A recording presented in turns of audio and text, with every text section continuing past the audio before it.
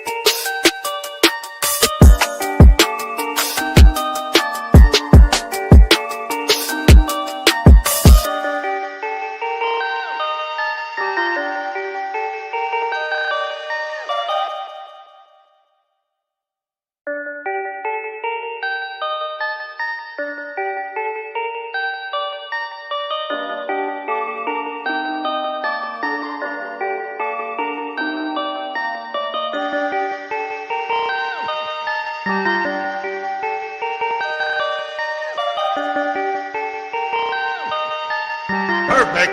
Perfect. Perfect.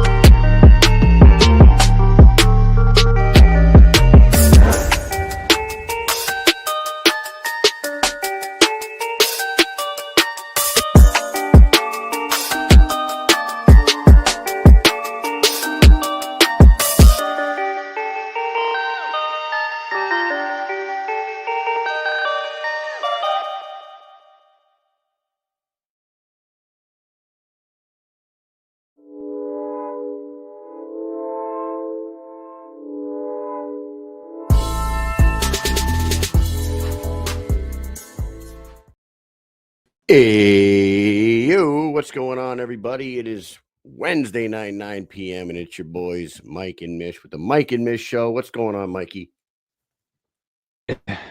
I was muted. I don't know why. You can't Well, quiet me down on a Wednesday night. I'm sure that my wife will try to tell me to quiet down, but I can't because you guys got to hear. You got to hear the sweet, sweet sounds of Mike and Mish on a Wednesday night. You know what I'm saying? I know why you were muted, dude, because these people at home don't know, but Yeah. our streaming, the The system that platform. the StreamYard has done a bunch of updates today, and That's weirdness. if you are checking us out on Instagram right now, you'll see that there's a new vertical option that is Yeah. out of our Screwed us control. all up. We have no choice but to use it. We had to figure out some backgrounds. We had to try some things, and now here we are. Yeah. And Mike, we got a freaking quadruple header today. I know. 4 motherfucking guests. 3 of them will be fighting December 5th in Hollywood, Florida on BKFC 85. And one of them stole the show the other night at BKFC 84 out in California, Palm Desert. And so I'll give the rundown real quick. We'll read our sponsor off real quick, and we'll get the show on the road as soon as our first guest gets here. But we will start off the show with Baboon, the king of the streets, the greatest BKFC lightweight of all time. Luis Palomino will be coming on here. He is in the semifinal tournament. He's in the semifinals of the tournament for the BKFC lightweight title. He will be fighting Austin Trout. So we'll talk to Luis Palomino. Then we're going to talk to debuting fighter, a pioneer in women's MMA, actually, Carina Damm, who has been around for a very long time. You've seen her in all kinds of organizations, all the way back to Strike Force. She's going to be making her debut against Christine Vicens, which is a crazy opponent for her to debut against. Big ups to her for taking that fight, because Christine Vicens is a tough title contender, and we've all seen what she can do. So we're going to talk to Carina Damm. Then we're going to talk to Austin Trout. After we have already talked to Luis Palomino, we're going to talk to Carina Damm. Then we're going to talk to Austin Trout. He's going to be fighting Luis Palomino in a rematch, semifinals for the lightweight title. Again, like I said, the winner of that fight will be going on to fight Franco Tenaglia in the final. So we'll talk to Austin Trout, and then we will finish out the show with the Knuckle Maniac, who got balls of the night the other night at BKFC 84. Yeah, balls of the night. Balls of the night, new award. Balls of the night. That. Cody Vidal will be coming on here. That crazy bastard will be coming on. Put on an absolute classic against David Simpson the other night in a knockdown, drag-out freaking war that ended with a knockout in the 5th. Unbelievable event. So let's go ahead. I'll bring on our sponsor real quick, and then we'll get the show on the road, Mike. We are sponsored by Full Blast Clothing. I got the shirt on right now. Go to fullblastclothing.com. Check out their clothing line, sweatshirts, hats, hoodies, everything. They're very comfortable, awesome stuff. And go to Instagram and follow them on Full Blast Clothing over there. Hold nothing back. Give it all you got in the ring and in life. Full Blast. Let's go. Mike, yeah, you got the hoodie right there. I got the shirt right here. Yep, so I got it on. I mean, I didn't get it on. I got it here. Sorry. I got it right behind me. That's all right. It's all right, Mike. So here we go. We got a quadruple header, Mike. What do you say we get right into it and bring our first guest on? Oh, let's do it. I mean, he doesn't really need much of an intro, but he's got many titles. I mean, pound for pound, #1, right? You just said one of the greatest BKFC fighters of all time, still fighting. So you guys get to be blessed with him soon. King of the streets. Let's add that one on there. Just always great to have him on. When we come back, we will be joined by the Baboon, Luis Palomino. Let's go, baby.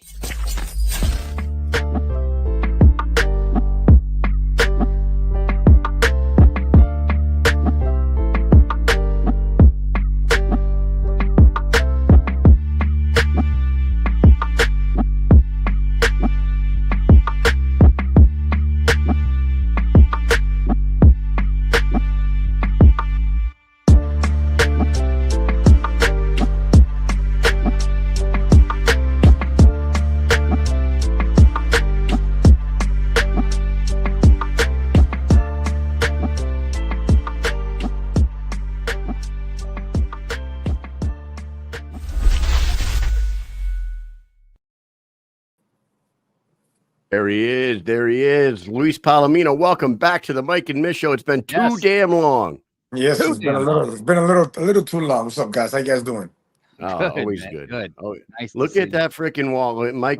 Mike was saying it. You heard him on the intro there. A guy with Yes. all too many damn belts. I don't.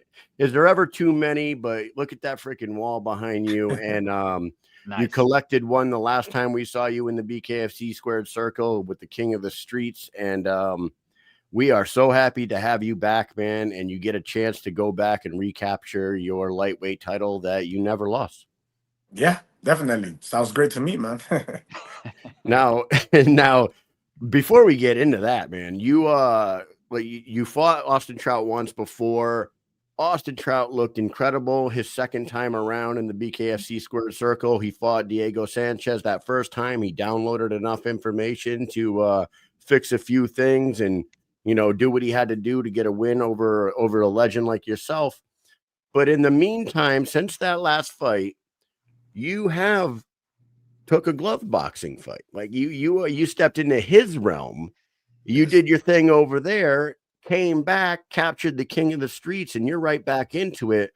Talk a little bit about that last fight and what made you decide, you know what, maybe I take a little time away and put the gloves on for a change. What do you think? Well, to begin with, boxing was my very first love. That's the first sport that I fell in love with. And unfortunately, my father goes to prison when I'm 10 years old. I'm in California. I box with the Mexican style with the Mexicans over there in Chino City, in San Bernardino. And father goes to prison. My mom comes to Miami by herself. My six siblings and I didn't have the opportunity anymore to continue boxing. So I started doing a lot of street fighting, and that's why I had a tooth mark in every knuckle before I did MMA, before I did bare knuckle, because of all the street fighting. And it was like my love. Boxing was my love, and I couldn't do it, so I went into MMA, and I became four-time MMA champion and whatnot. And then did 360 and ended up in bare knuckle boxing. But I always stayed with that itch of wanting to box, and I don't like to make the same mistake twice. When I make a mistake, I reassess, I step back. I'm a little more mature nowadays, so I make changes, and I did that. I made adjustments. I changed my team. I'm not pointing fingers on nobody for anything or making any excuses. I just needed a change to keep growing. And so I did. And I came and joined Boxer Gym in downtown Mhm. Miami with Mateo, Coach Maha. Coach Maha was Mateo's trainer for the Olympics. Coach Maha was over 400 amateur fights. The dude has fought everybody in his time, and he's trained a lot of high level athletes. And to finish answering your question, being in a full boxing gym with only boxing, surrounding you everywhere, and the opportunity presents itself. And Mateo's like, "Hey, you want to do this fight?" And I told him, "Man, I love to do a glove boxing fight. I want to debut. I love to do a debut. That's my first love, And I always say it like this, right?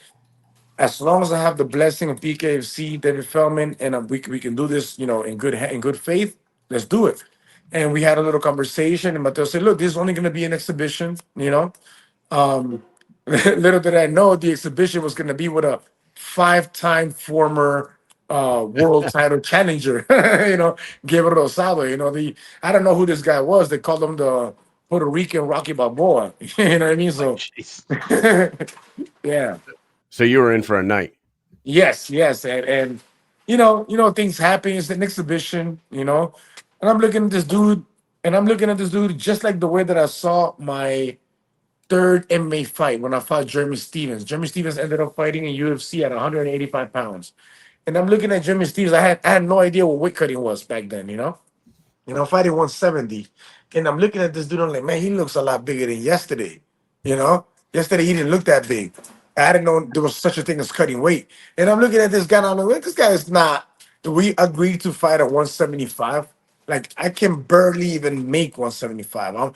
I have to like try to make 175. You know what I mean? And I made 173. This dude ended up weighing like 10, 11 pounds over. You know what I mean? And we still put Right. a whooping on him. It didn't matter how heavy he came in. So the whole rehydration thing was all foreign to you. That was all, you know. MMA days, I had no idea there was such a thing as cutting weight. I didn't know. I there was no amateur fights.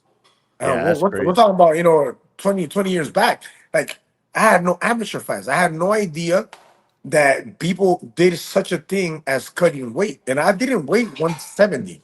I was 167.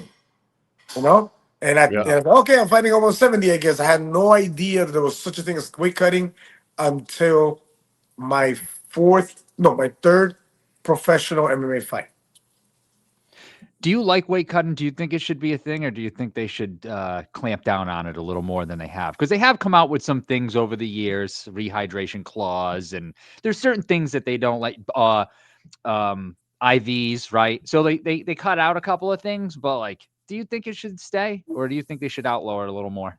This is a good question, man. I think that for the most part in MMA it makes sense, right? Although there can be more weight classes in that gap between the 155 and the 170s, like there could be more weight classes. Yeah, I think that the better solution here is to just open more weight classes. Right. You know what I sure. mean? Yeah, Like yeah. instead of jump, yeah, like right now, BKFC is doing it kind of like MMA, right? Where it's like 125, 135, 155, 145, 155, yeah, 165, 175. I think that's a good one right there. 10 pounds in between is a good one. Yeah. But if the sports gets and keeps growing the way it is, then cut it down like boxing, like every 5 pounds. You I know? agree. I think that BKFC, because they can make their own rules. Basically, they Yes. could. I don't know why they don't have a 195, and I Yeah. wish that they would put a 225 in between the 205 and heavyweight. Put a Agreed. 225 in there, because Agreed. I think guys like Alan Belcher, when he was there, 225 is perfect for him. Lorenzo Hunt, Yoel Romero, Yes. these guys. That's the perfect weight class for those guys. Yes. When they're 210 fighting 265ers, it's a little freaking crazy if you ask me. Yeah, yeah. Yeah. Yeah. Yeah. Definitely. So hey, you're coming back now. You come back, you get the glove boxing match in, and then you step back into the squared circle, and you didn't come back to an easy fight. You fought HD, who is a perennial top fiver, and no matter what weight class he's in, 45 or 55, he's always in the top five. Yes. And you go in there and you fight for a title called the King of the Streets, and you take it home.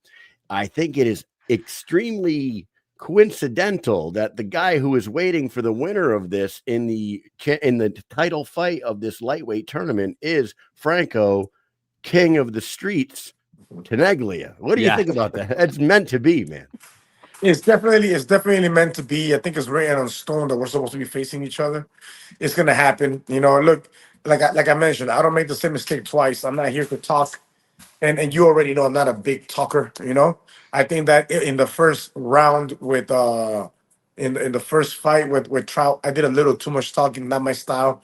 It's more because you wanna abide by what you think that the company wants from you, and of course the company's always gonna want for you to sell more and be Yeah, more, in promote. promoting. Bruh, I'm all in. I'm all in for promoting and doing what I need to do, to keep the company happy. But at the same time, I cannot step out of my own personality. I am just not that person, man. I'm not that person that talks crap. And now I speak with good confidence because I'm confident in the work that I put in and I'm confident in my skill, you know. But to the Absolutely. talk crap and I kind of overstepped a little bit and was rapping a little too much. This time around, it's not gonna be like that because I have a very little to say and a lot of work to do, and that's what I'm ready for right now.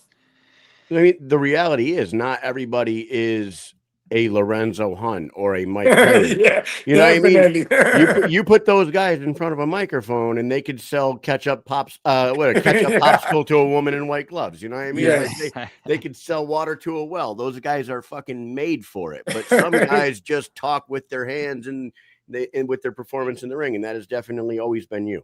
Yes, definitely. That's that one thing that I can promise is I'm gonna put on a show. That for sure. I'm gonna put on a show at a very high level. You have different type of bare knuckle fighters. You have your brute bare knuckle fighter. You have your juggernauts that come in and give you the knockout that you want to see, and then you have very rare kind that is that high skilled, high level skilled, methodical boxer, bare knuckle boxer that is looking for a finish always, but it's going to show you a very, very complex fight, that is enjoyable to watch and it's making it exciting. I'm all in for that. Yeah, I think we're all excited to see what changes you've made from the last time, but there is a big difference from the last time. It is a weight class down, and it's back at your home at 155. But in the meantime, you have gotten to see him fight Rico Franco, right? He fought Mike. No, he's only fought Snake after me. Snake, Trinidad Snake. Okay. Yes, and he didn't look great. I'm sorry. He did not look great. Who did he fight out in Spain? He Say it fought. again? He fought Rico Franco. Yeah, he fought Rico Franco. Yeah. Rico Franco. Yeah. I'm sorry. You're correct. He fought So Rico Franco and then he fought Snake. Yep. So you've gotten to see him fight a few more times. So you got your video against the first time to study up on him, and you've gotten to see him fight a couple more times. So don't give anything away, but like, how excited are you to pull him back down to the 155 division and with this new coach and then the new team, like, implement this plan here? Oh, definitely very excited, man. But look, in the honest truth, this is also his weight class. This is also his weight class. We were both in a weight class that we didn't belong on. So I'm not gonna, what I can tell you is I'm healthy this time around. Look, this is not excuses. There are facts and then there are excuses. And I'm giving you pure facts, right? I feel better for this fight for the simple fact that in that fight at 165 pounds, okay, I came in, and you don't got to take my word for it. BKFC can tell you if I'm lying or not because they weigh you before you go in and they weigh you at the weigh-ins, right? Mm-hmm. Yep. At the weigh-ins, I weighed it in at 163 pounds, okay, at the weigh-ins. And at the fight, right before I stepped into that square circle, I weighed 161 pounds. So I fought him at 161 pounds while he was weighing 182 pounds because I saw the chart. I asked and I seen it. Right before he stepped in, he was 182. I was 161. I'm explaining to you. When I fight at 155 pounds, I drop down to 155 and I bump back to 170, 171, 172. Okay? That's my natural weight of fighting. In that fight, I caught a stomach virus. So did my wife. My wife lost 30 pounds. I couldn't hold on to weight. So all the work that I had done to gain weight for that fight, I lost it. You know what I mean? Yeah. Now, I'm not telling you that I felt weak. I did not feel weak. I went on fire. He was the better man that night. I'm not giving you that excuse. I'm just telling you I didn't fight in the natural weight that I would normally fight at 155. I didn't do it at 165. This time around, I'm healthy. I'm not eating nowhere outside. So I'm in control of everything that goes in my stomach. Nice. I'm 100% healthy. And to finish answering your question as far as camp and everything, I changed camps. I have this coach now from Russia. He don't even like to be called. No, I'm not Russian. He's like, I'm USSR Russia. He's old school. Dude is out of his mind. He'll break his toys, right? Meaning like he's had fighters before me and they couldn't even hang with him. But me, in Spanish you say, "Más me pega, más te quiero," meaning the more you hit me, the more I love you, right? Like I'm old school, man. I'm all in for the hard work, and we see eye to eye. He's brought out that animal back, that animal instinct. He brought it back out of me. At the same time, I'm still aligning my technique, not letting me go wild, So it's been great. I'm really ready for this fight. And man, what can I tell you? I'm excited for it. Love it, man. Yeah. This is going to be an amazing fight. That card is really good. They've got it stacked up. Ooh, I mean, just as a fan of BKFC, which I'm sure you are. Yes. What do you think about the card you're headlining? Ooh, nasty from start to finish. You can't, man. That show's gonna be crazy from start to finish. You can't get it. The Miami cards are out of control nowadays, man. Yes, they are. They're out of control. Like every single fight is a fight you want. When we sell tickets, we tell people, look, they ask me, right? Oh, what time you think? No. Don't think about what time I'm gonna be. You want to be there when doors open because every single fight on that card is exciting. Like if I wasn't fighting, I'm there since the doors opened because I'm not missing any of those fights. Well, and now I'm not trying to give you advice here, Luis, but history has shown that Perdomo's fights don't go very long. So you should probably be ready to go like about 3 minutes after he makes the walk to the ring. Well, And that's not 100%. a shot against Corey. What you talk about, Willis. I mean, hopefully he puts on a good Just show. the with law of him. averages there. Yeah, law of averages would say that boy does not go into the second round. So you got to be ready to make that walk quick, right? That man is an anomaly. He's an anomaly, brother. Like this, out of control. I'm actually waiting why he hasn't gotten a title shot yet. Like with that record, all finishes in the first round. Was he 10-1 now or 10-0 now? 10? He's I think 9. he's 9-0. 9-0. 9-0 He will finishes. All finishes in first round. Absolutely. Yes. All first round knockouts. Give that man a title shot. What are we waiting for? Like, what are we waiting for? You know? Yeah, after this one, I just can't see. Like even this one, a lot of people are like, "What are we doing here?" As I we saw the are right now. comments. Yeah, when But, they like- announced the fight, I saw the comments. I was like, "Ooh, yeah, people are not really liking that. You know, that matchup." Yeah. I think at 10, like, look, he's 10-0. If this, Yeah. I mean, even worse, if it ends it in the first round, that even plays in his favor even more. It's got to happen, and I think Knuckle Mania 6 is too close now, though. Oh well, I mean, if it's over in a minute, then maybe not. Actually, if he doesn't get hurt, it's 3 months away. So yeah, it'll It's be about brother for 2, Perdomo. 3 It's months perfect away. timing.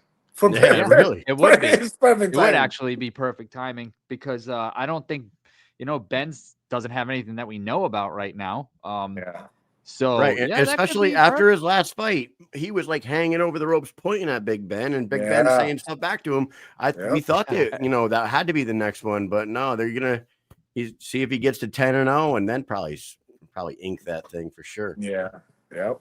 BKFC is ripping, man, and you are one of the OGs. Can you believe where they're at right now? 85 numbered events in, probably 120 something total with all the fight nights and all that other stuff. Yeah. Can you even believe where it's gotten to? Nah, it's crazy. I mean, I saw it coming.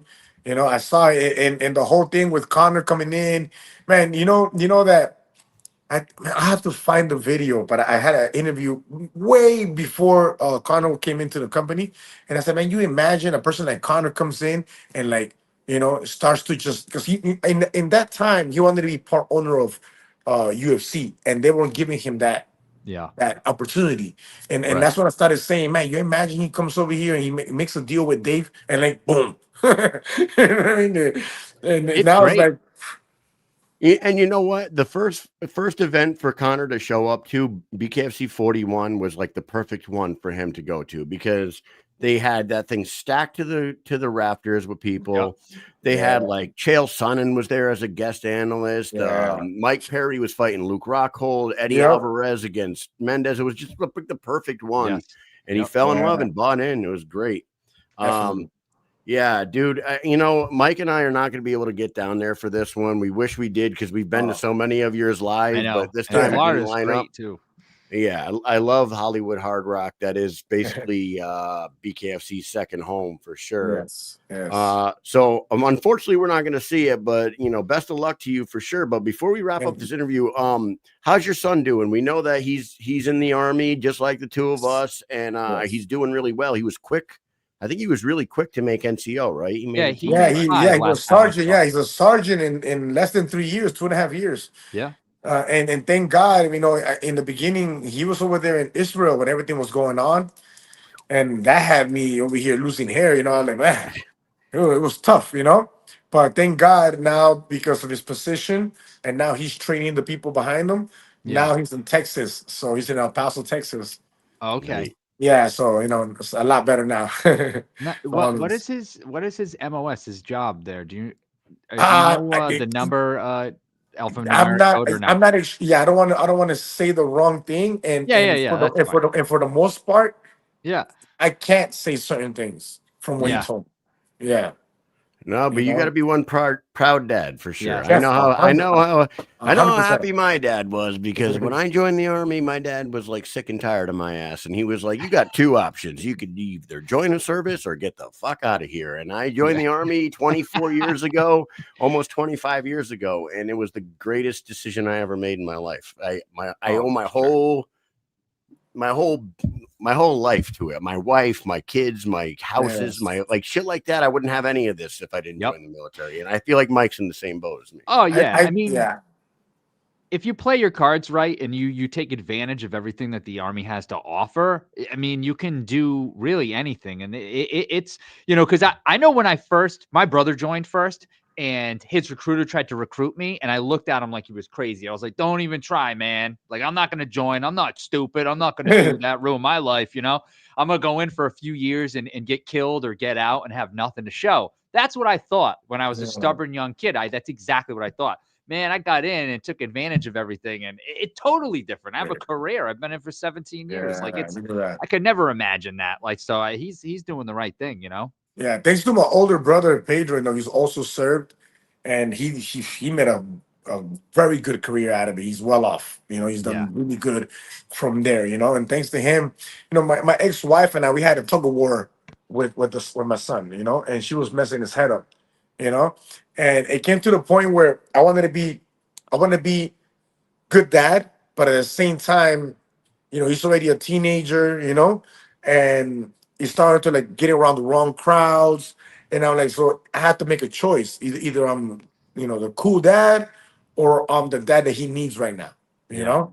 And that's who I had to become, even though there was this whole bullying back and forth, and we finally made a decision. So, what? We took it to my brother's house. My brother spoke to him in a different angle of what the army can provide for him. And today, because of his maturity and how he's grown, we have the best relationship we've ever had. That's amazing. That's awesome. Yeah. Love to hear. Congratulations to all you guys. You're all successful, man. It's great. And I remember when we first talked, and he was just getting ready to join, or maybe just joined. I mean, me and Mike been covering the BKFC for 5 years now, so he wasn't even in the Army when. No, he wasn't even in. He wasn't even thinking about it. He wasn't even thinking about it. Yeah, life was completely different. Life was different 5 years ago. And he loves it now. He loves it. Is he going to make a career out of it, you think? Yeah, definitely. 20 years? He tells me about it all the time. Oh, man, Dad, what I'm doing, because he scored pretty high there, on certain things. It's like, well, what I'm doing, I can make, X amount of money in 1 year. This and that. Oh, okay. All right. You're doing your thing. All right. He's excited. Yes. You know what the great thing, the best thing that, like, I have for me, I don't know if Mike has all the same benefits that I do, because I have 33 months of deployment. And in like certain number of months of deployment, you get more and more college benefits. So with the post 9/11 GI Bill, me and my wife both have 3 deployments each. So there's 6 deployments between the two of us, and over 66 months of deployment between me and my wife. Both of our kids are going to college for free. What? That's awesome. Like we don't need the college education because we already have it. Yeah. Or Amy has it, and I sort of do, but we signed it over to our kids, so they can go to college for free. And like all the money that we were going to save up to put into their college, we can just put it towards maybe a house for them, or an account for them, so that when they graduate college, they could buy a fucking place. You know what I mean? Yeah. It's incredible if you play your cards right. If you play your cards right, you can set yourself up well. Yes, you could set yourself up well. Yeah, definitely. I'm happy for you and your son. That is great stuff. Yes, absolutely. Yeah, before we wrap up with you here, Luis, you are back. Everybody should be recognizing greatness when they see this. Lorenzo was asked who's on the Mount Rushmore the other day, and he left you off that. I don't know if you expected that or not, but you probably expect. But I don't expect anything from that man. Look, it's very funny, the relationship that we have, right? Because like he's always trying to battle me because like I beat him to the double champion first and whatnot, In the end of the day, he's a great, the pound for pound too. He hated that. He came as soon as I lost. He came into the meeting room, to the interviews, and like, Dave, now who's the pound for pound guy? I'm like, oh my God. But look, man, see, maturity will tell you this much, right? I love the dude. I like watching him fight. I'm a fan. In the end of the day, I let that right there speak for itself. Got nothing else to say. Yep. That's awesome too. And you're in a different room now, it seems. Is this a different room? Did you move everything? But thanks to BKFC, I bought a home. And we Nice. remodeled. Yeah, we Congratulations. remodeled. Yeah, it's our first home, my wife and I, and we remodeled the entire house. It's beautiful. We love it, and Awesome. that's the wall that she built for me. Cool. That Yeah. wall blows my mind. I mean, you had a wall sort of like that before, but like it's just like Nothing like this. no, no, no. Yeah. When people I'm walk, missing. I'm missing a BKFC belt there. Actually, Oh, really? yeah, it's you, missing one. you're down Yeah. one. But let's do quick math here. You got 1, 2, 3, 4, 5, 6, 12, 13. We got 13, 14. How many belts are up there? What's in the bottom middle? I can't tell if that's a belt. No, that was not a real one. That was just a commemoration belt Okay. when I fought the boxing fight. Okay. So it was 4, 5, 6, 7, 8, 9, 10, 11, 12, 13 because of the 13 would be the real number, except for that one on top is the Police Gazette. Police Yes. Gazette. Yeah. That doesn't really Yeah. count because it's the same day, you know. So in Under- total, I really Yeah, have because you got 13. two at once. Yeah. Exactly. But hey, it still counts. Yeah. You basically Okay. got you basically Look, got I would a Hall of have Fame a wall right second there. belt, a second Police Gazette belt, but little snake ass, what's his name? Babe, what's that asshole's name that kept my belt? Elvin Brito kept my belt. He didn't give it to Oh me. boy. Oh, You know that's why what? I don't talk to him no more. I think he took your place on that Mount Rushmore too that we were just talking Yeah, about. of course, yeah. That's what Lorenzo picked, Elvin Brito, and Britton and Christine.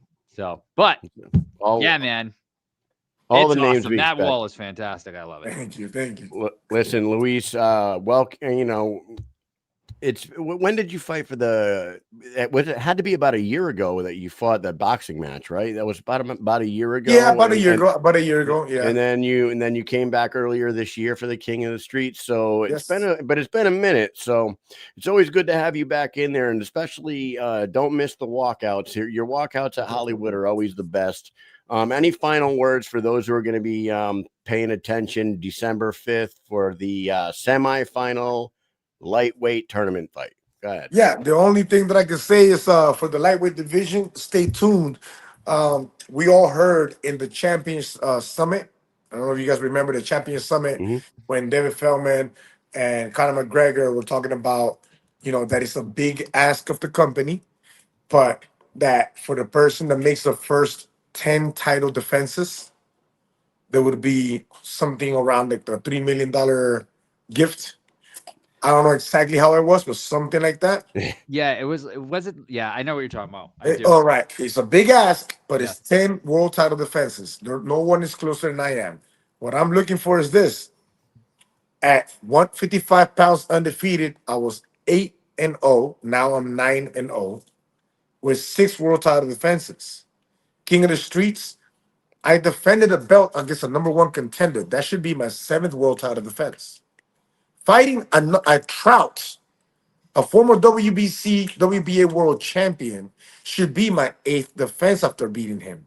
And fighting Tenaglia for my title should be my 9th world title defense. So I don't care how you guys want to count it, the way that I'm counting it, by the time I'm done with Trout and Tenaglia, I have 1 title defense left to reach that goal that very little people are going to be able to make later on in the future. Yeah. Yeah, Well, that's 10 definitely 10 tough to get to that point. That's Some crazy. people, Yeah. when I talk to them, though, there's still a lot of people still on that. Oh, bare knuckle. How does that work? Not too many fights, right? Like people do that all the time. They always do. They say, "Oh, you can't fight too much in there," and I was like, "You'd be surprised, actually." Like, people get plenty of fights, and some people might fight 2-3 times a year. And yeah, I don't know. People think that it's bare knuckle, like you're gonna fight once or twice and your career is done. Like And no, the more not fights I have, the better I look. You keep me active, I'll give you better shows. What messes with me is the inactivity. I can fight 3-4 times a year, easy. Yeah, it is tough to see people go too long inactive, and it's got to be also very frustrating Oh, to be kind of sitting on the shelf where you're trying to Yeah. train and stay fit. And how many times? Oh, you want to fight this person? Yeah, sure. 3 weeks later. No, you're not fighting. Okay, fine. You keep training. Then the next person. It's got to be annoying. It definitely. I Yeah. can't even imagine what you guys go through with the uncertainty of Yeah. what's next. Definitely.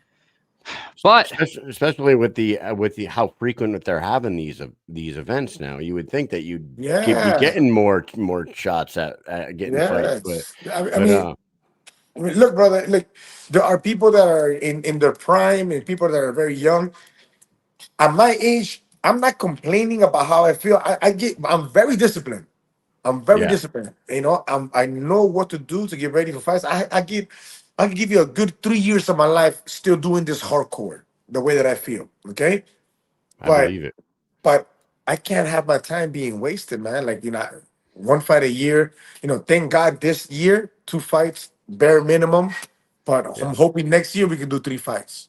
yeah, I'd love to see it, man. The more they get the OGs on the cards, that's where I start getting happy. Nothing against the new guys, but yeah, it's just, we grew up watching you guys. That's what it feels like, because for the last 5 years, the sport has grown like exponentially. So Yes, there's certain yes. people that were fighting during this period in time where, like, for me, I'm definitely biased towards like wanting to see all of you on cards constantly. Like, that's how I decide whether the card is a good card or it's gonna be a fun. You know what I mean? That is how I do, because I'm like, oh my god, they need more people on this card. Yeah, it's man, it's amazing. The sport's amazing. Glad to have you back. Thank you, guys. Absolutely. Thank you so much for coming on here tonight. Best of luck on December 5th. Mike, what else you got for Baboon? Well, not much for Baboon, because we got to let him go, man. This guy's gonna go get some rest, or are you just gonna go back and train after we let you go? Oh, no, no! I just came from the Russian Turkish bathhouse. My Yes. healing day. I'm good. I'm going to night. Well, for everybody else, stay tuned, because we're gonna be rolling on with more guests. But on December 5th, here it is. It's the rematch. Lightweight tournament semifinal, the rematch, Trout versus Palomino 2, December 5th, Hollywood, Florida, BKFC 86. 85. 85, sorry. 85. You better be, you know what? Just get some plane tickets right now and get over there, unless you live down the road. Because let me tell you what, that place is packed to the rafters every single time. All the way up in the nosebleeds, there's people up there. And I remember the first time we went there, I was like, I'm not sure if I really like the place and the way that this is set up. I didn't like it. By the end of the night, I was like, I love this place. This place is awesome. And I want to go there more often. It is really good. I underestimated their facility there, but it's fantastic, for real. It really is awesome. So, well, thank you so much for joining us tonight. And everybody else, stay tuned, because we will be right back after this. Take care. Guys. Have a good night. See ya. Thanks, All Luis. right.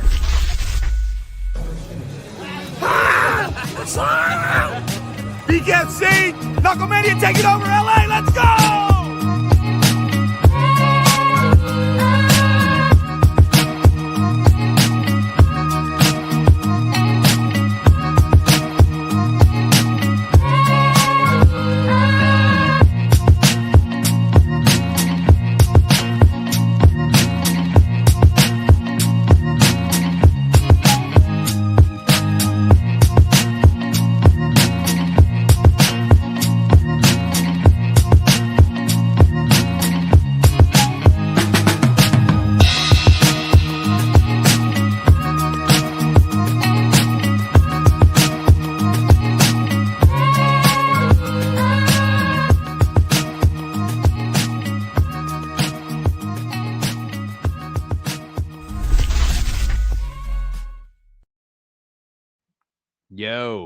Yo, Mike. So, Karina's watching right now on Instagram. Amazing. And Karina, I sent you a link to come into the show in your DMs. If it's not working, please let me know. I can send it to you on your phone, which I also did. I sent it to your text message. So take a look in your DM or on your text messages and see if those work. And if not, you got to let me know. So because we love to talk to you. We want to get you on here and talk to you about, she's fighting Christine Vicens. That is a tough ask on her first night out for the BKFC. Yeah, I think. Okay, I'm going to send it again. She said, send again. Yeah, it was Vicens is a absolute dog when it comes to fighting. She surprises me every single time she's out there, even though I know after the first couple of times watching her fight, you know what to expect, but like she still just goes in there. Like when she fought Faria, no offense to her, but I'm like, there's no way she's gonna win against Faria, right? I mean, Faria, like, of course she believes in herself because, well, what are you doing if you're fighting? You think you're gonna lose, but she definitely went in there and tried to win. She would not give up, and that's something you can't teach. Yeah, Heart. and everybody knows how. I mean, she's the queen of violence. Christine Faria is the creme de la creme when it comes to fucking BKFC. When it comes to bare knuckle fighting in the world, as a female, anybody that can stand toe to toe with her and tussle is one tough cookie in my book. One tough cookie. One tough cookie, Mike. Hey, Carina Damm, it's in the waiting room. What do you say we bring her on? Yeah, let's do it right after this.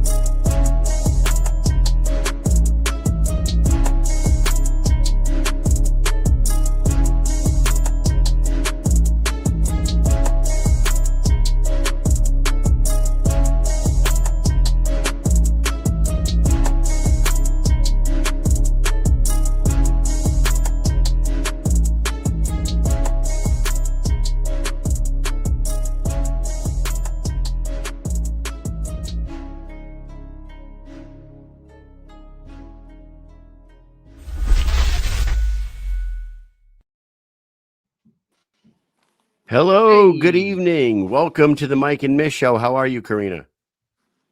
Hi, I'm fine. Thank you. Yeah, thank you for coming on. I didn't know if you were gonna make it because you weren't in there, but sometimes the link don't work. That's the magic of live shows here. But thank you for coming on. A lot of us know you from your MMA days, and we were very surprised to hear your name when it came to the BKFC fighting Christine Vicens. I'll start right off. What was it that brought you out of, what brought you over to the BKFC and made you want to take the gloves off?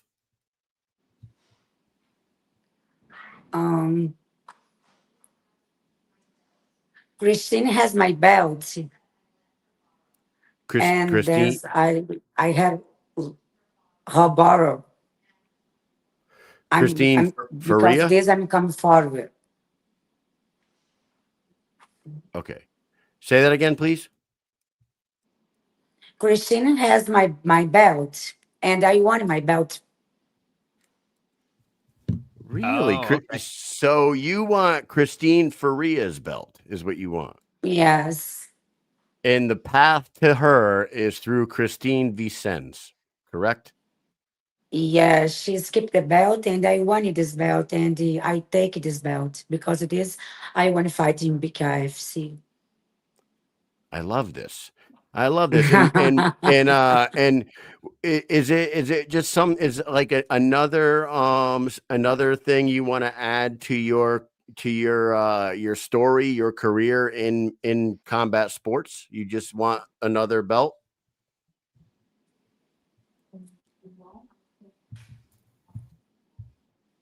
No, I be training hard for doing this. I have a belt from jungle fight in Brazil, and I have a 39 professionals MMA fights in the world, and now that's my first experience with no gloves with a boxing. So were you For just the past watching 3 months, Yeah. I have been training with and without gloves. Okay. Go ahead. So Mike. were you a fan of BKFC and then you see, female fighters like Christine Faria fighting and you're like, I need that belt. I need to fight bare knuckle. I want to get in there and do this. Is that like no more? Are you still going to do jujitsu and stuff like that in the meantime, or are you just going to straight BKFC?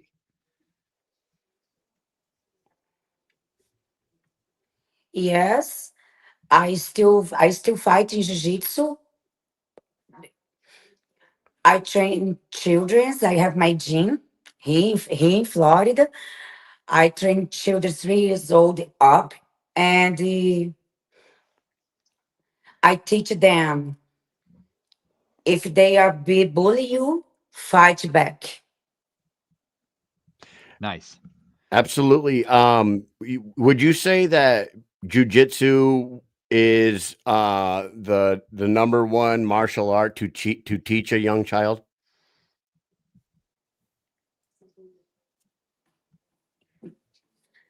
Jiu-jitsu is my life. I love jiu-jitsu, but I prefer MMA.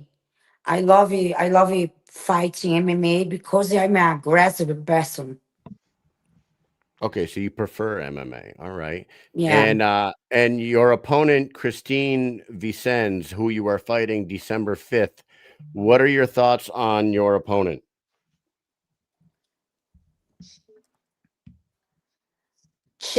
she had one chance to fight me in July, and she ran.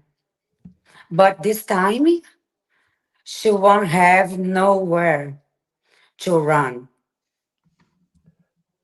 I hope. I hope you don't run on away this time. Okay. All right. And have you fought at the Hollywood Hard Rock before in the venue? No, never. Never.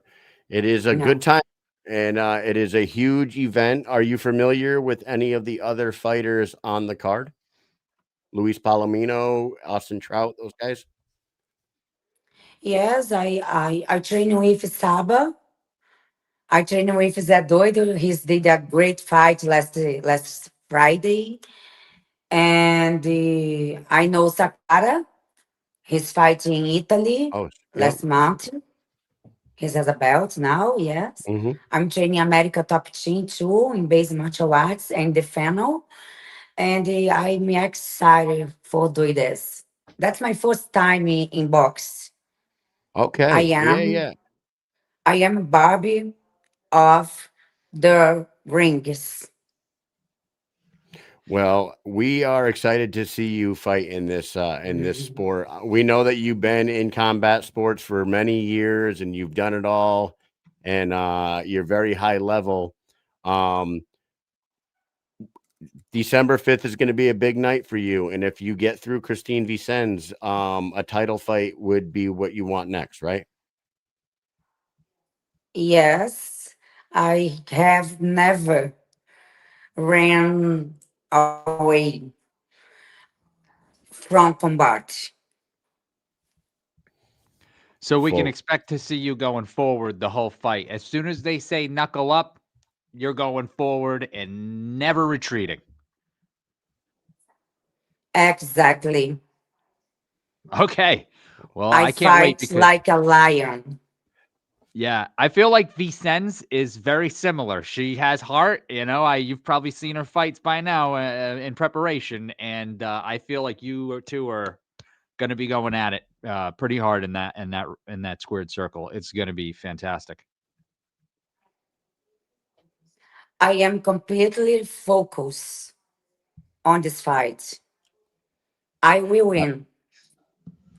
you will She win. will run away. I think so. Very confident, Well, I love exuding it. confidence. Exactly. Thank you so much for coming on Exactly. tonight. Thank you so much for giving us a couple minutes of your time. We don't want to keep you too long. Is there any other message you want to send to the BKFC fans, to the BKFC brass that are going to be there that night? What do you have to say to those that are going to be watching December 5th? Hey everybody, coming for watch my fight because I'm ready and I'm win. There you go. I love Hell it. yeah. Thank you so much for giving us a couple Thank minutes you of your guys. time. Have a great night. Thank you, Thank you, Mike. You got Carina. anything else for Carina? One last thing. How do you pronounce your last name? Is it Dom? Done.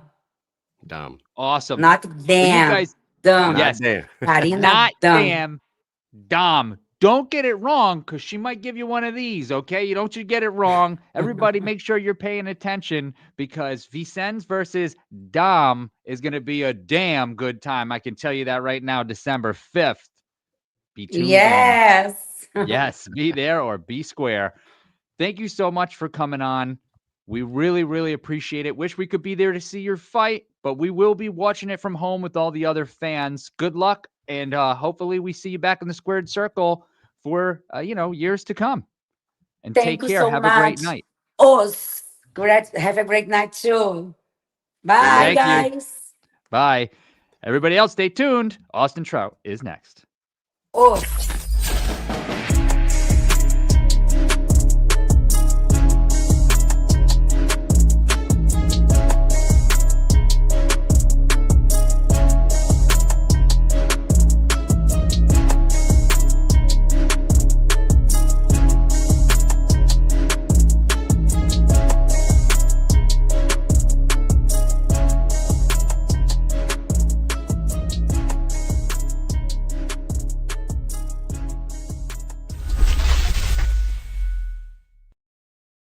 Hey-oh. There he There he is. Austin Trout. Austin, no doubt, Trout. What's going on? Welcome back to the show. Mike, Mish, what's happening? Thank you guys for having me here. It's always a pleasure. Yeah, you know what? And it is always a pleasure. And we have been to a few of your fights now, and you are going to run one back. Unfortunately, we're not going to be there this time, but you're going to run one back with Baboon at your natural weight class. You got to be pretty fucking excited. I am. I mean, getting back to 155 has not been as fun as I thought it was going to be. I'm just playing. I knew it Did was you going to think be it was some going to be shit, fun? but other than that, I feel good. I'm really not far off weight right now. Feeling strong. Spar today. Gonna spar Friday. Gonna run some sprints and stairs. Like I'm shooting on all cylinders right now, and I'm peaking at the right time. And when you made your weight, when you decided to leave 165, is that a permanent move, or because at first we thought it was a permanent move, but then you made it at the Champion Summit, you made it sound like, no, I'm coming back No, to no, no, no. 165. In fact, I was trying to be, a double champion. I was trying to hold two belts Okay. at once. I guess I was gonna being a little greedy of me, but I don't care. I still want both belts. So after I get this 155 belt, you know, I'll come see Julian Lane and see if I can get that belt back. Yeah.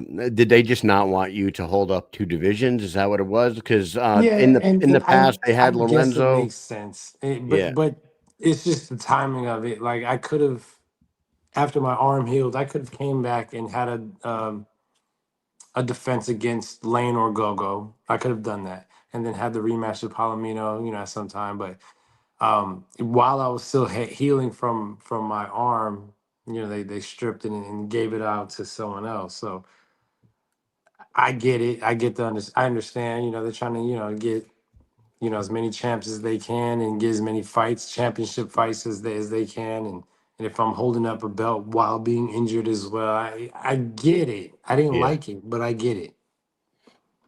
Well, last time we saw you live in front of our eyes, Mike and I were in Marbella, Spain. That was Yep. what a fucking time that was, Austin. That was Spain was one man. hell of a time, Incredible. huh? I got to tip my hat off to BKFC and the whole promotion in Spain. It was crazy. It was such a good time. My kids, and I don't know if you have teenagers, but it's hard to do this. But my teenage daughter, thought I was so cool leaving Marbella, Spain. Right? Finally, I'm cool again. Yeah. Yeah, exactly. I can feel my daughter. My daughters are I young. think you're muted, my man. I'm Mike, you muted. muted? Am I? Hello? I hear you, Mike. I hear you. Yeah. I don't. Do you hear Oh, me? really? I hear you. Yeah. Weird. Oh, Well, that's Mike, that's a new one. that is a new one. Mike, figure that out. Fix yourself, God damn it. Yeah. But hey, I don't know what to do. I'll talk to you right now, Austin, because Yeah. I had never been to Spain, right? And to be honest with you, I'm not the most geography is not my thing. So I didn't even know a place called Marbella, Spain existed, to be honest with Yeah. you. And then I go out there and I'm gonna tell you, man, not just the event, like you fought in the event, and you're in a bullfighting arena, and it's just fucking unbelievable. It's red carpets everywhere, and everyone's dressed to the nines, and it's like open bar, all you can eat. It's like the event itself was something out of this world. The after party with Exhibit and Kodak Black, Dizzy Rascal, incredible. Crazy. But when we weren't there, the mansion that Rasha The Rasta rented. party. The Rasha party was like 3 days of like the coolest, like the nicest shit I've ever seen in my life. Yeah. You go down to like the where Connor had his boat docked or yacht. That whole area was insane. It's like everything about Marbella, Spain just blew my mind. Like, And it I don't know just if you felt the same way. No, for sure. Luxury. They took luxury to a whole nother level. Like I've seen, not saying I've experienced like the top of the luxury, but in America, you see New York and you think of, top of floor penthouse, like that's luxury. No, No. that is the slums compared to Marbella. These guys had a garage, I mean an elevator for their car to just pull up in the middle of their living room. And that was just a regular feature about these condos out there. We started looking up rents of some real estate out of my pay grade for right now. I'm getting up there, but Marbella, I would not mind. I Yeah, wouldn't living mind out at there. all. Mike and I were walking down by the docks where all the boats were, and we're like you said, it's like Lamborghini, Audi R8, Yeah, this that. It's like $100,000 car, a Lamborghini SUV, for $400,000 car, and then we're walking, and there's like a Hyundai Sonata sitting there, and I'm like, who the fuck let this guy in here, dude? yeah, right. Yeah, there goes the neighborhood. Yeah, it was funny as hell, dude. It was great. But man, you fought there, and then you fought in Dubai with the BKFC. Like Jesus, like I know that you fought all over the world in glove boxing as well, but like you signed to this this BKF, this bare knuckle organization. Mike's trying to get himself back on here right now. Did you ever think that like when you were signing with the BKFC, it was going to take you all over the world the way it is right now? Yeah, I did. I had a You did. sense. I honestly did, and it's and not necessarily just total faith. Well, I have a lot of faith in myself, obviously, but that's what I wanted. I kind of told my coaches, I told my family, I don't want to fight in America right now, for real. Yeah. I said that a few years ago, and then next thing you know, because right before BKFC, I was fighting glove boxing in Germany. That year I had a couple fights in Germany, a fight in Dubai, um, two fights in Dubai before glove boxing, and then coming with the bare knuckle, then to go to Spain, back to Dubai. It's crazy. So I, in a sense, manifested that, and man, Rasha helped do that shit. I'm telling you, Yeah, you know it what? really did.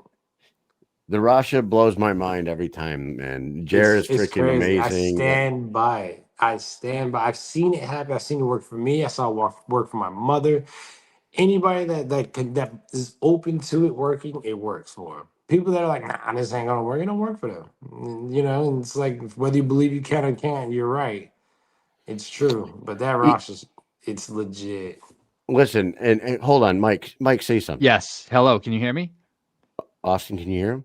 No. Weird. No, I can hear you, Mike, And the but he people in the can't. crowd can hear. People watching. So what I'm gonna do, I'll just stay here. You can talk. People in the comments can hear me, but he can't hear me, and you can hear me. So I'll just have to kind of just back out of this one for now, and I'll just chill out. All right, yeah, Mike's gonna back out right now because I can hear him and you can't. It's weird. Yeah. But no, but what I was gonna say, dude, even the non-believers, I would say the non-believers of Russia should give it a shot Oh, for because sure. And the reason why I say that is because Mike and I were out at Knuckle Mania 4 in LA, and they set up a Rasha Dome in the hotel.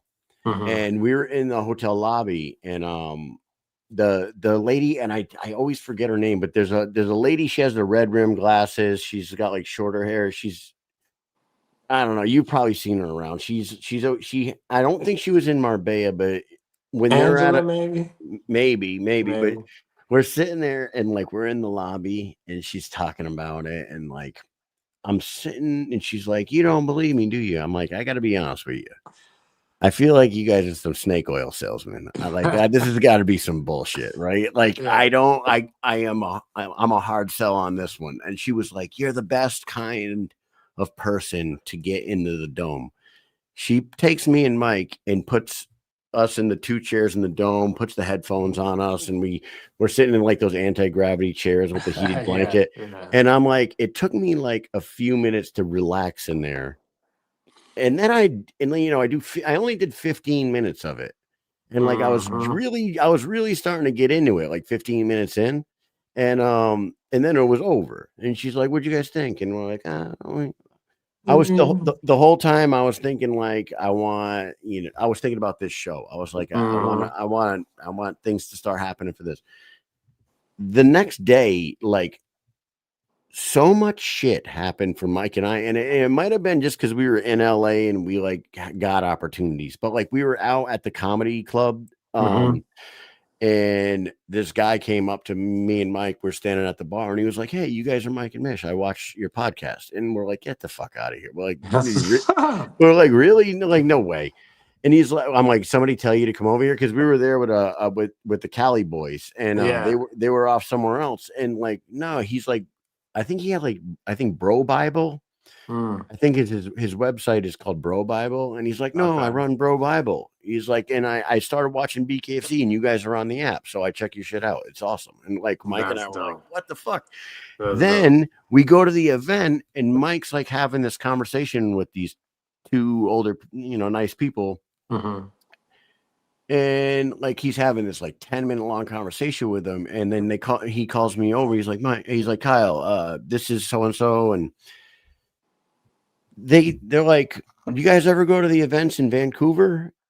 And like, no. Right. The guy pulls out his card. He's like, "Well, I own the casino that they do the events in up there. So take my card.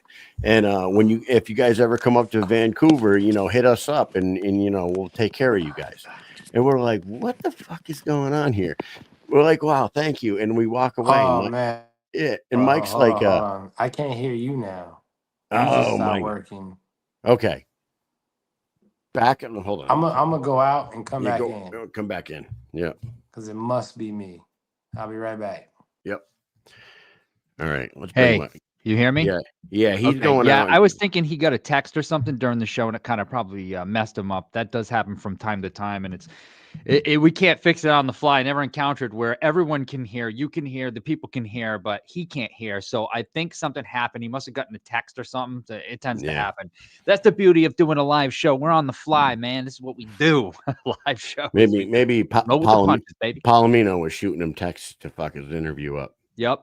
No. That's what he's doing. He's getting in his head.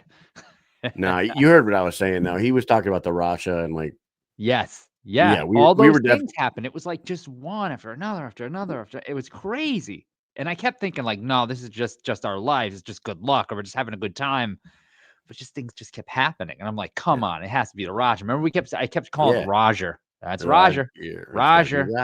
Yeah, you kept saying that. It was, and one other thing would happen, and Nick Chapman's like, "Come down to Venice Beach with us." We go down to Venice Beach with them guys, and he's like, and you're like, "Dude, this is fucking too much." Like, maybe this Rasha shit got to be for real. For like, it's we went to the bar, and then we ran into that guy Nate, and he's like, "Oh yeah, I'm sitting over here at Lorenzo," and then Lorenzo's there, and then we ran into it. It was crazy. It's like everywhere we went. I was like, what the hell's going on here?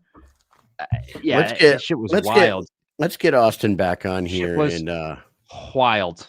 It was wild for sure. Yeah. All right, let's do this. Ready? I hear everybody. You hear us? You hear us now? Yeah. All right. You know what it could be? It could be like sometimes when we're on the show, we're live, and the person we're interviewing gets a text. Sometimes it'll mess it. I don't know why. Hey, it's the beauty of being live. That's what it is, man. Earlier, I was trying to make a joke because you said that your daughter thought that you were the coolest, and I was like, finally, cool again. You know? Finally, exactly. Yeah, I'm Like cool I've once done a again. lot. I've done a lot that's pretty cool, but whatever. Yeah. Yeah, that's the one person that you have to try really hard to impress. I hear after they get into the teens, I can feel my daughter is 9, my older daughter, and I can already sort of feel just a little bit like she's growing up. She's getting a little mature, and I'm getting a little annoying to her. 12 Yeah. years old is that flip. At 12 years old. Damn Oh, it. well, Yeah, it's well, heartbreaking. dude, I have a 14-year-old son right now who's going to be 15 soon. He's a freshman in high school, and like he is definitely getting in that age where nothing seems too cool to him. Like, you know what I mean? Like that shit seems lame, Dad. Dad, that's fucking bullshit. Right? Like your Like, job is pretty cool. Your guys' job, yeah, you talk to some pretty cool people, but right, yeah. let Now them tell you you're pushing papers. nah, No man, shame to people that push papers. Yeah, it can be and, exciting. his grandfather was like Amy's dad. We went over to his house for dinner the other night, and like he was talking to Amy. He was like, he's not that outgoing kid that he was before. And Amy's like, he's fucking almost 15, Dad. He's like getting in that adolescent teen age where nothing you do, no matter how cool it is fucking cool to him. You know what I mean? Like Not cool enough. yeah. So, hey, let's talk about this fight, dude. You are running it back with Palomino, and we always talk about you when it comes to the sport of bare knuckle. You are like the perfect example of you got to get I that use it all the first time. fight in. You got to get that first fight I use in. it all the time. You got to get that first fight in. Get your feet wet. Download all the information you need from that first one, make the changes, switch it up. And there's no better example in this sport than you, because you went out there against Diego Sanchez and it was a fucking bloody, messy fight out there in Albuquerque. And like, you looked like you were trying to figure the sport out in that one. You won the fight. You were beating him up pretty good the entire fight anyway, but you weren't as crisp as you normally would be in a boxing match. Dude, the fucking Austin Trout from fight 1 to fight 2 and to step in there against the number 1 pound for pound fighter in the world and do what you did is amazing. It was incredible to everybody. Thank. Yeah, and ever since then, like you have been right at home in the BKFC and bare knuckle. This time you get to run it back. Palomino got to see what mistakes he made against you the last time. You got to expect a different Luis this time around. Are you approaching it any differently? Are you planning to expose different spots in his game that you didn't do the last time? What's the approach this time, without giving out game plans? Well, we know, like, there's not much Luis can do differently than the last fight, except for up the intensity, maybe up the pressure. And so we have upped the intensity ourselves in the camp just to be ready for 5 2-minute long sprints. Because from what I understand, and that's no inside nothing. I'm just looking at, from his perspective, like what is he gonna do? What can he do? Staying outside is not the way to go about it. I told him that last time. Coming inside, you're in the risk for getting caught coming in. I think that's how I ended up dropping him last time. He was just coming in. So how is he going to do something different? So we've looked at, like, well, what would I do? Yeah, I would probably just make it as ugly as I can. Try to do more clinching, since I am a boxer and I don't have as much wrestling experience, meaning my wrestling win may be low. So then I went and fixed that, or Right.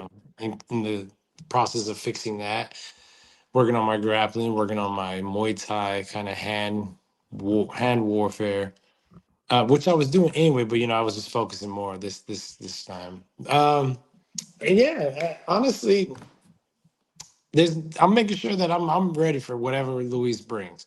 this is my first rematch in my whole professional career, you know, which on September 1st of this year was my 20-year anniversary of being a pro.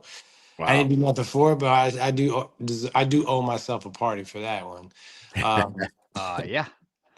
I would say so.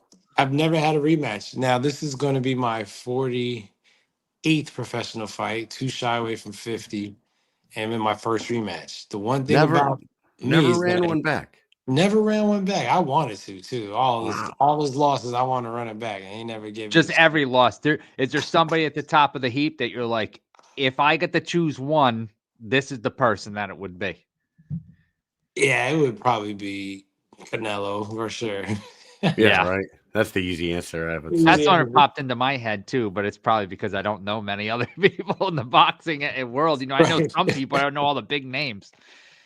But one thing is about me is I can learn you as we're going, right? Don't give me a second look. Like Yeah. I'm very smart. I could break it down and figure out within a round or two. But now that I've had a whole fight with Buddy, and then he's had 2 fights since then, which I see he really ain't learned nothing. Not that he ain't displayed in those next 2 fights. He looked good against Howard Davis, but Howard Davis and Austin Trout is 2 different levels. Okay, and so I'm just gonna make sure that I'm in shape, that my chin is strong, that I'm strong, and that I'm on weight, that my speed is on point, that my feet are fast. Because as long as those things are working for me, I'm good.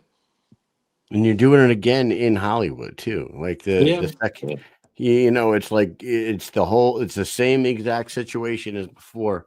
We were talking to Luis earlier, and you know, he has one of the most successful careers in bare knuckle so far, and there's no arguing that.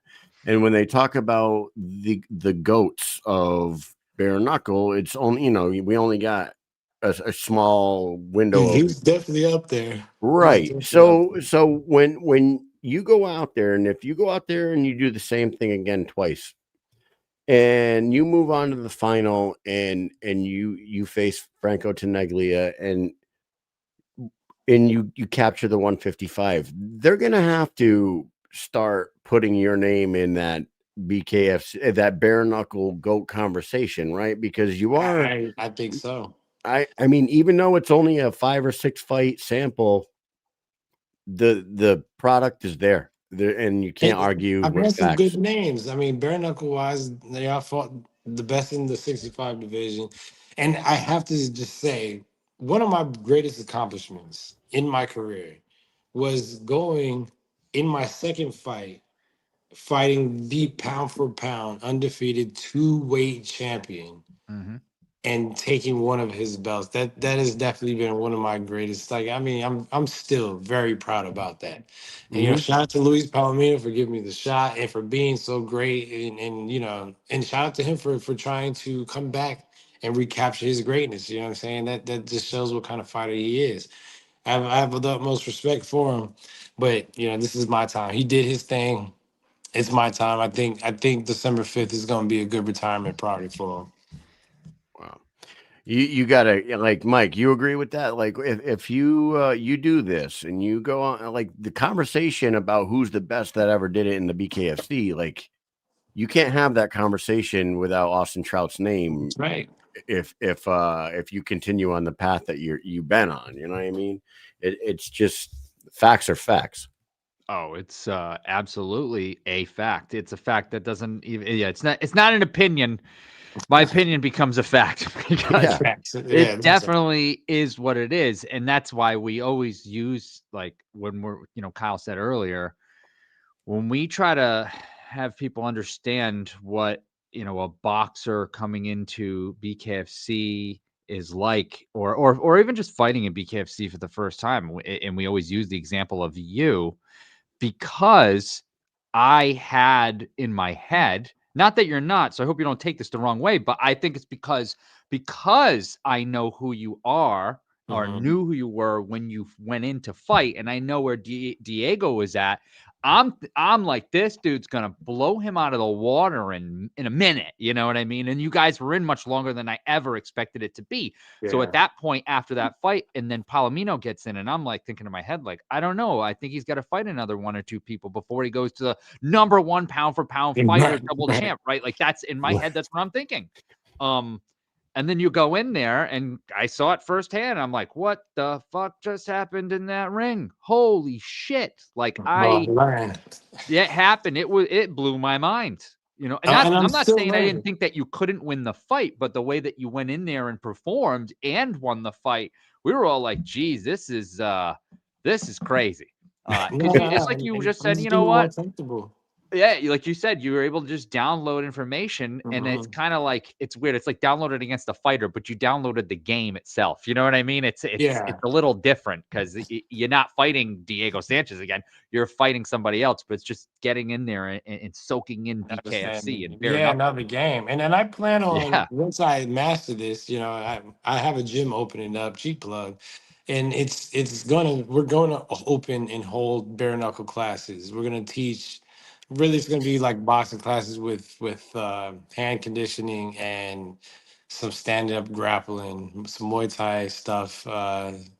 Just there's a lot of clinch work, really, and we're going to start teaching, you know, some guys that maybe are not built for the boxing route, because that takes a lot of politics and starter money. You know what I mean? But they can definitely be built for the bare knuckle. And I got some guys that I know would do just great in bare knuckle. I'm just waiting for them to come do a tryout in Houston, man. I got some guys that could really make some noise in this league and just give some people some fights. Because, you know, I think one of the problems is there's not enough fighters to make all the fights we want. You know, I've asked a lot of boxers like, "Hey man, come to the bare knuckle. We do the bare knuckle." Nah, I ain't doing. I'm scared, basically, in so many words. Even MMA guys like, "I'm not doing bare knuckle." And I keep telling like, "Bro, but you do bare foot, bare knee, bare elbow. Those gloves that you have ain't shit for real. It's like you might as well come on over here. You ain't got to deal with the politics like you got to deal with the over at the UFC. You know what I mean? If you can fight, they're gonna fight you. If the fans like you, they're gonna fight you." I love hearing that. I love hearing that from, like, you know, we need that. We need people like you and Ben Rothwell and Chris Camozzi and Luis Palomino and these guys that are well-known names in the combat sports world, welcoming training specific for this sport in their gyms, because that legitimizes it as a sport. You know what I mean? It's not a sideshow anymore. It is a legit genre of combat sport now, and I think the world is really accepting it now. And like the fighters, maybe some of the fighters not so much, but I think people we'll make some more. If the fighters that are here now don't want to do it, that's okay. I'll create some more.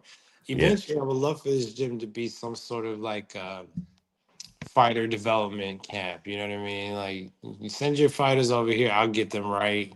And you know, I'm not here to steal anybody's fighter, but it could just be a good little, you know, even if it's BKFC sponsored fighter development camp, come learn what you need to do so we can, one, make this sport a bit safer, right? If everybody comes well prepared, that makes the sport safer, which is one of the critiques that a lot of the critics may want to give, like, oh, it's not safe. It's like, it's a combat sport.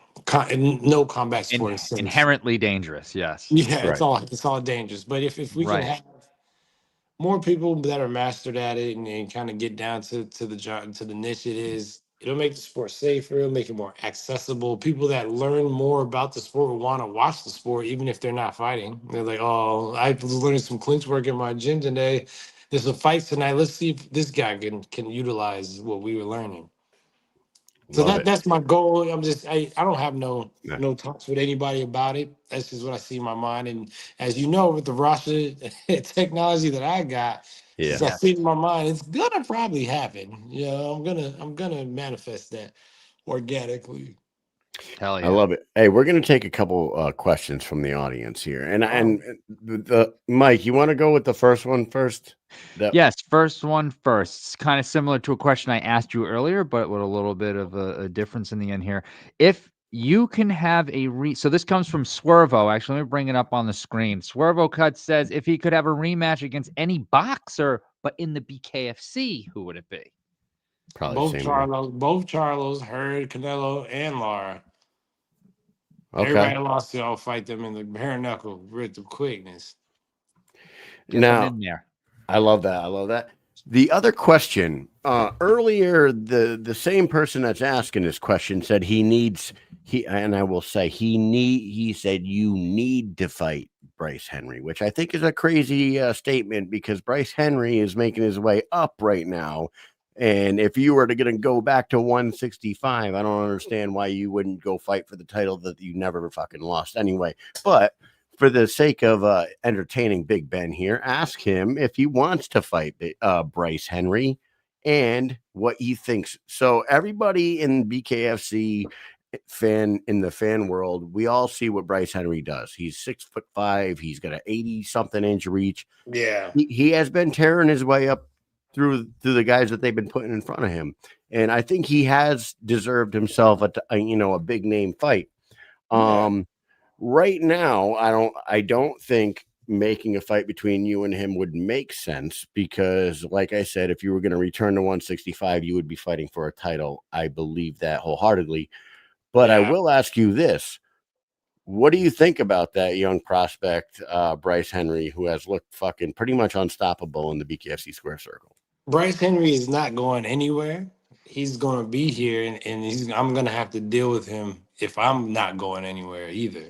You know what I'm saying? So I think it's going to be inevitable. But like I said before in one of the posts, is like there's levels to this shit. And I'm in the penthouse. Bryce is on the elevators making his way up, but I'm in the penthouse. I've been here. I'm comfortable up here, up You, on this level. you know what I think it is that like Bryce is really good, right? We see him get in there. He's very technical. He's fast. He has power. He downloads. You can see he does it his first fight. You know, he got in there and he downloaded his opponent. Was it Brendan Shavers? And he went in and he did his thing. I think people, and no offense to his opponents so far, but I think people just want to see him in a back and forth, like somebody that is somewhat equal to him and not where he goes in and just destroys people. Because it's fun at first, but then it's not fun anymore, because you want to see this guy be tested. You want to see what else he has, the rest of the tools in his tool bag. We don't want to just see him come out and then just take over and then that's it. It does get boring, and they want to see him fight somebody like you know what I mean, that could give him something different. Absolutely, and just looking at my opponents in my short career and compared to his opponents, there's a difference in competition. Trinidad Snake, he's probably close to Bryce Henry's stature and everything like that. You know what I'm saying? I would love to see that. But that would be a good fight. See if he can get past Snake. I don't think too many people can get past Snake. Right. And I know that Baboon had a lot of shit to talk about my fight with Trinidad Snake. You know what I'm saying? But if we watch the fight, I was the aggressor. I was walking Buddy down the whole fight, throwing shots, being offensive. It takes two to tangle, you know what I'm saying? And even with that sixth round, I fought a round and a half with a broken arm as well. And still came out on top. So, I'll take the boring fight with the win under those circumstances. I think we were all bummed, right? Bryce Henry was supposed to fight Jake Lindsay. I thought that would have been a good win. That's a big step up for Bryce. That would have been a good challenge for him. And I was disappointed that we didn't get to see that one too. So maybe they do make that fight. Maybe that's something that they still do make. Yes. But I think Bryce Henry against either one of those guys, Jake Lindsay and Trinidad Snake, would be great. We got one more question from the audience, and if we don't ask it, she's going to hunt us all down and kick the shit out of us. What was it like to train with the female pound for pound? Of course, Joe Ivy is talking about the one and only Christine Ferreira. It was such a pleasure to be a part of that camp. It was a blessing to me, and I'm so happy I was able to add something to Christine. Her mental freaking fortitude is crazy. People don't know she was sick. Like leading up to that fight, she had an infection of some sort, had to get on antibiotics. Her brother was going through some serious health issues that, her and her brother, real close. there's times I have to admit that I was worried because I was like, I'm here a whole week. We didn't really get to train that much. I came back another week. We trained pretty good. She looked good on the things we did, but we wouldn't really get to hit it because she was sick.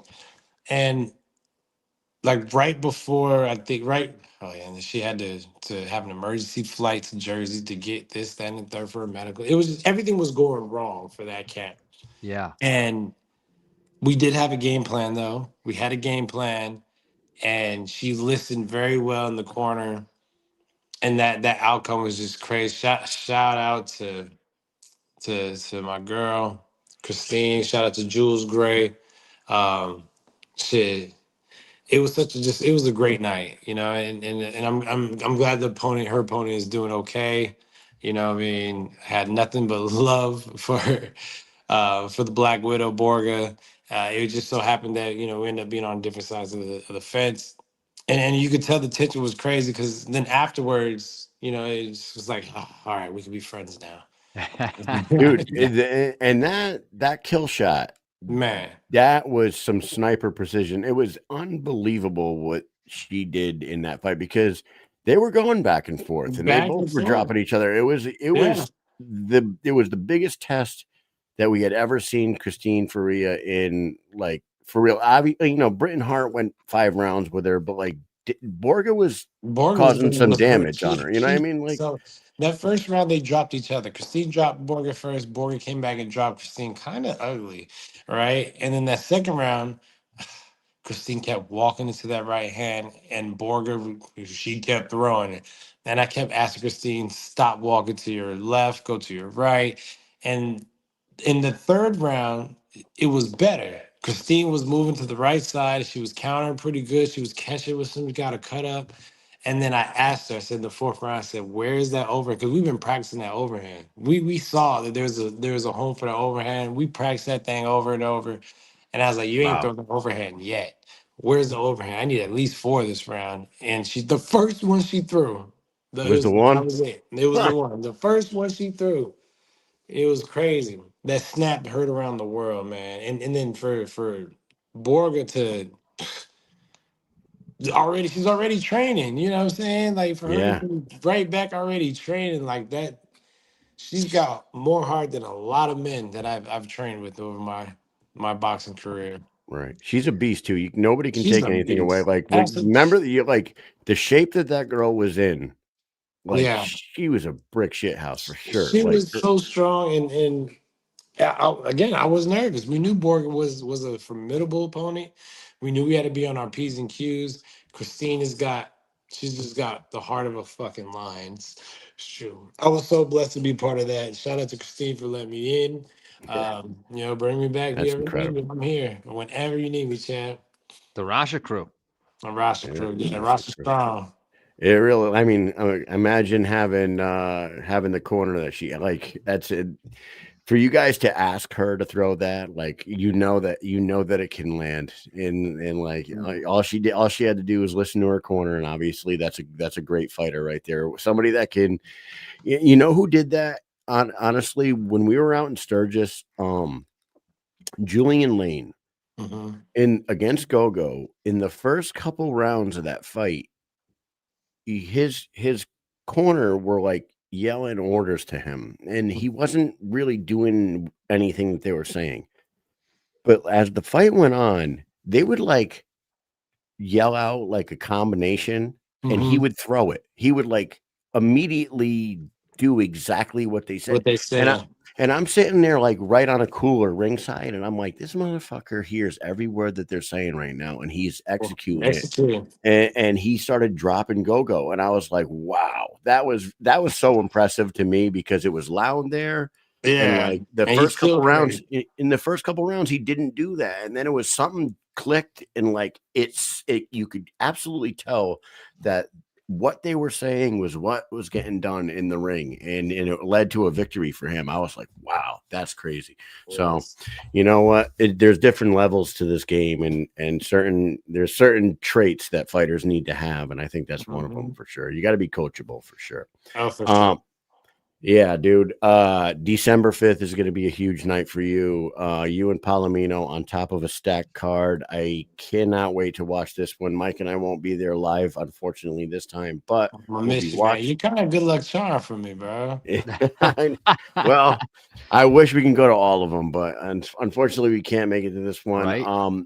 Before we let you go, final words to those who are going to be tuning in on December 5th. Let them know. Yes, it's going to be a great fight for the time being. I'm a quick learner, and I've already learned a lot. So tune up and tune in, and you're going to see me show out. What they haven't, here's what I'm going to tell you.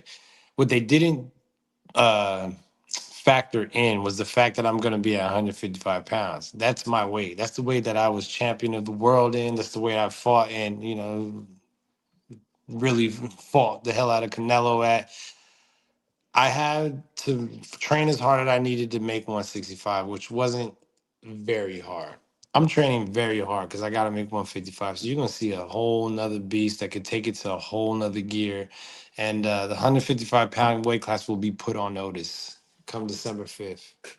Hell So yeah. now might get hurt after he sees what I do to Palomino. King of the Man. streets, and then the king of the streets.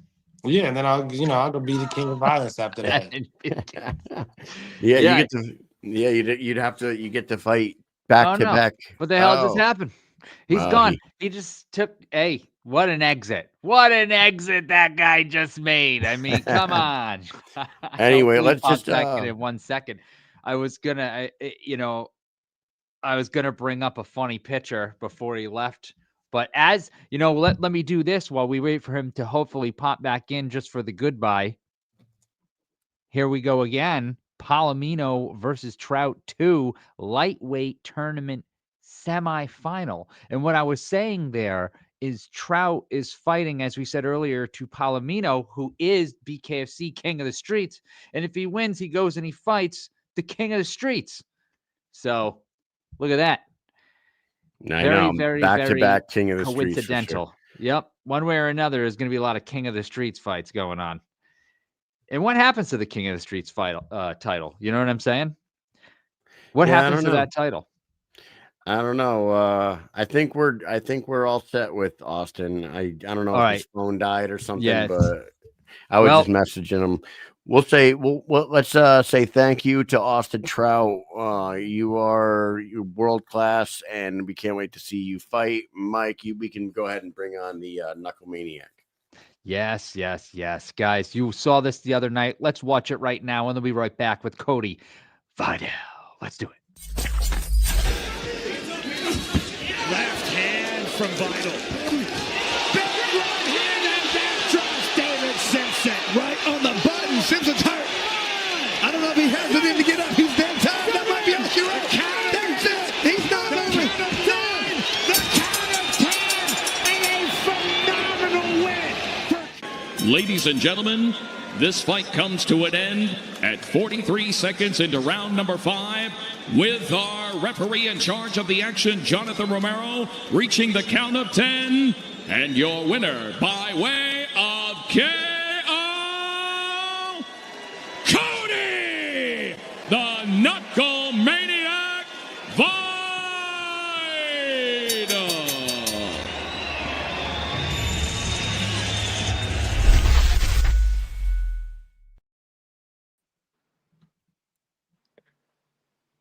I'm mesmerized right now. The Knuckle Maniac is here. Come sleep. Welcome, Cody. What you gonna do, brother? When Knuckle Mania runs bare through you. Well, that's enough out of you, my friend. Nah, just kidding. Dude, welcome back, Cody. Welcome back. You are the balls of the night, fucking winner the other night. You went in there against a goddamn monster by the name of David Simpson. Yep. And everybody always sleeps on the size and power of David Simpson. And I'm like, motherfucker, that dude is no joke. And you went 5 rounds with him, took a lot of heavy shots from him, and you delivered the kill shot. God damn it, Knuckle Mania ran wild over there in fucking Palm Desert. Cody, congratulations. Yes, congratulations. Thank you very much. Thank you very much. Questions? I mean, how you? I mean, we all see your face, and we know that you got shit tons of stitches in your face, and up until like yesterday, your eyes were pretty swollen, but you're looking goddamn beautiful right now. Like, how are you feeling right now? 4 days after the event. Knuckle Mania, February 7th. The Juggernaut versus the Knuckle Maniac. That's not just how I'm feeling. That's how I'm dealing. That's what I'm squealing! Knuckle fucking Mania deserves the Knuckle Maniac versus the Juggernaut when the Knuckle Maniac becomes 185 fucking pound champion of the world, brother! Yes. You- Yes. Fuck you if you think otherwise. Fuck you. Fuck you. It doesn't matter who you are. Fuck you if you think otherwise. Because I created this. The fucking Knuckle Maniac created Knuckle Mania. The real fucking Knuckle Mania. Not some fucking word, but the fucking mania that runs wild through these knuckles. He created it, brother, and everybody cannot deny. Nobody cannot deny what is in the fucking eye, what is in the sky, what is in you and I. The Knuckle Mania runs wild through everybody, brother. Ooh, yeah. You're like you I love this persona. Like you are like a whole combination of every fucking member of the NWO back in the day, all wrapped right up into the KWO. This shit is for real. And how do I get one of those KWO t-shirts, Cody? I need one. Yes. Hey, yo, Chica. When the website is up, you will know. Okay, bro? Hey, real question. Swervo Cuts is asking, and I always love to hear the different fighters' approaches on this. It says, what was the healing process? Because the swelling went down major. Like everyone saw the swelling, and then Even like from a couple look at days you ago. now, just from a couple days ago, and you look fucking fantastic right now. So what's the trick? What is your method to getting right back into things? Well, take my vitamins and I drink my milk, brother. Load the rocket ships! I'm just kidding. Cold plunging, brother. I put my fucking head under the cold plunge, 37-degree water. First, I do a hot tub. Meta Labs, Huntington Beach. Meta Labs, Huntington Beach. Thank you. Danny Ong is my boy. He owns that place. I go in the hot tub. It's fucking 115, 116 degrees. Spread your blood out, warms your muscles up, relaxes your muscles. Then I go in the cold water, 37 degrees, and dramatically brings down the swelling.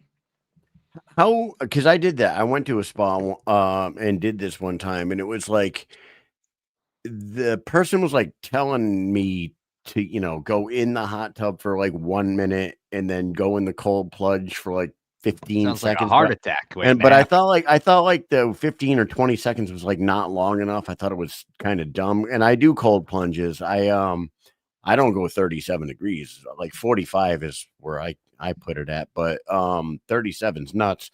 Is there a certain amount of time that you spend in that cold plunge going back and forth, or you just go until you feel like you need to get out? I completely go under, and I hold my breath for 10 seconds. And I come about like the Russians, and I cross my heart. I go back in the hot tub for a minute or two, go out, repeat. And then after doing that for a bit, I just dunk my head under there, just my head over and over and over again. And it feels so damn good. It feels so good, man. I believe heat and cold is like that is magic. And I got a car accident a few years back, and I got like I think it was like my 6th concussion or something like that, but I got concussed in this fucking car accident. And the doctor was like, "Do you live near a place that has a sauna?" And I was like, "Yeah, there's a YMCA like fucking a mile and a half from my house." They're like, "Go sit in the sauna for like 45 minutes every morning for the next couple days, and your concussion will be fucking fine." Did you ever hear that before? Well, I mean, it draws the blood into all your vital organs, so your Into blood your is what Vidal organs? your vital organs, brother. Yes. I like that. You're funny. So yeah, it works, man. And to be honest with you, man, if I didn't cold plunge or hot plunge, I wouldn't fight.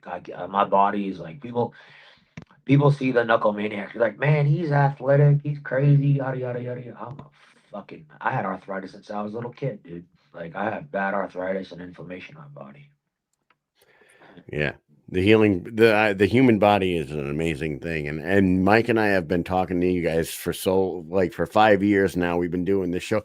As a matter of, oh, dude, I forgot did I bring this up? November 11th was the 5-year anniversary of the Mike and Mish Oh show. yeah, like a week And ago. November 11th Was it 5-year for your show? 5 years for this podcast, Cody. What do you think about that? But in the process of 5 years, we've had 359 episodes and probably 450 different fighters come through here, and everybody's different. Everyone has a different approach on it. But one thing about you guys, world-class level fighters, man, it doesn't take long for you guys to get right back in there. That's for sure. Hey, February 7th is a fucking hop skipping away, baby, and I'm ready. My hands is good. When I say is, I mean it are. My hands are good. My face will be fine in less than 2 weeks. And yeah, You'll be right back to training. You guys just disappeared on the video. No, well, Mike put a graphic up for Knuckle Mania 6. So I need everyone's help. Let everyone know you want to see the Knuckle Maniac versus the Juggernaut at Knuckle Mania. I want to see Mike Perry versus Mundell as the co-main event, 175-pound championship, and Lorenzo and I as the main event. I don't know, maybe Mike Perry is the main event. I'm not sure, but that's the fight to make, if you ask me. I sound biased, but hey, I'm okay with being biased in this situation.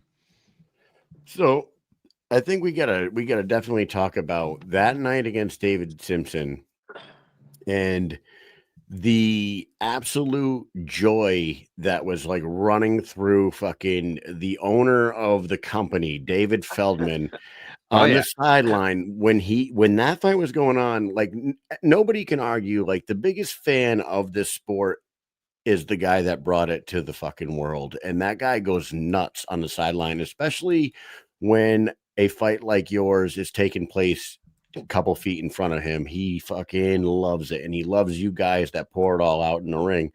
We saw him reacting to the fight as it was going on. We saw you go over the ropes and talk to him afterwards. But what was said on the spot, and like, did you have conversations with him backstage later on that you'd like to share? Because I would imagine he had a few things to say to you. Feldman keeps it really professional, and he keeps it.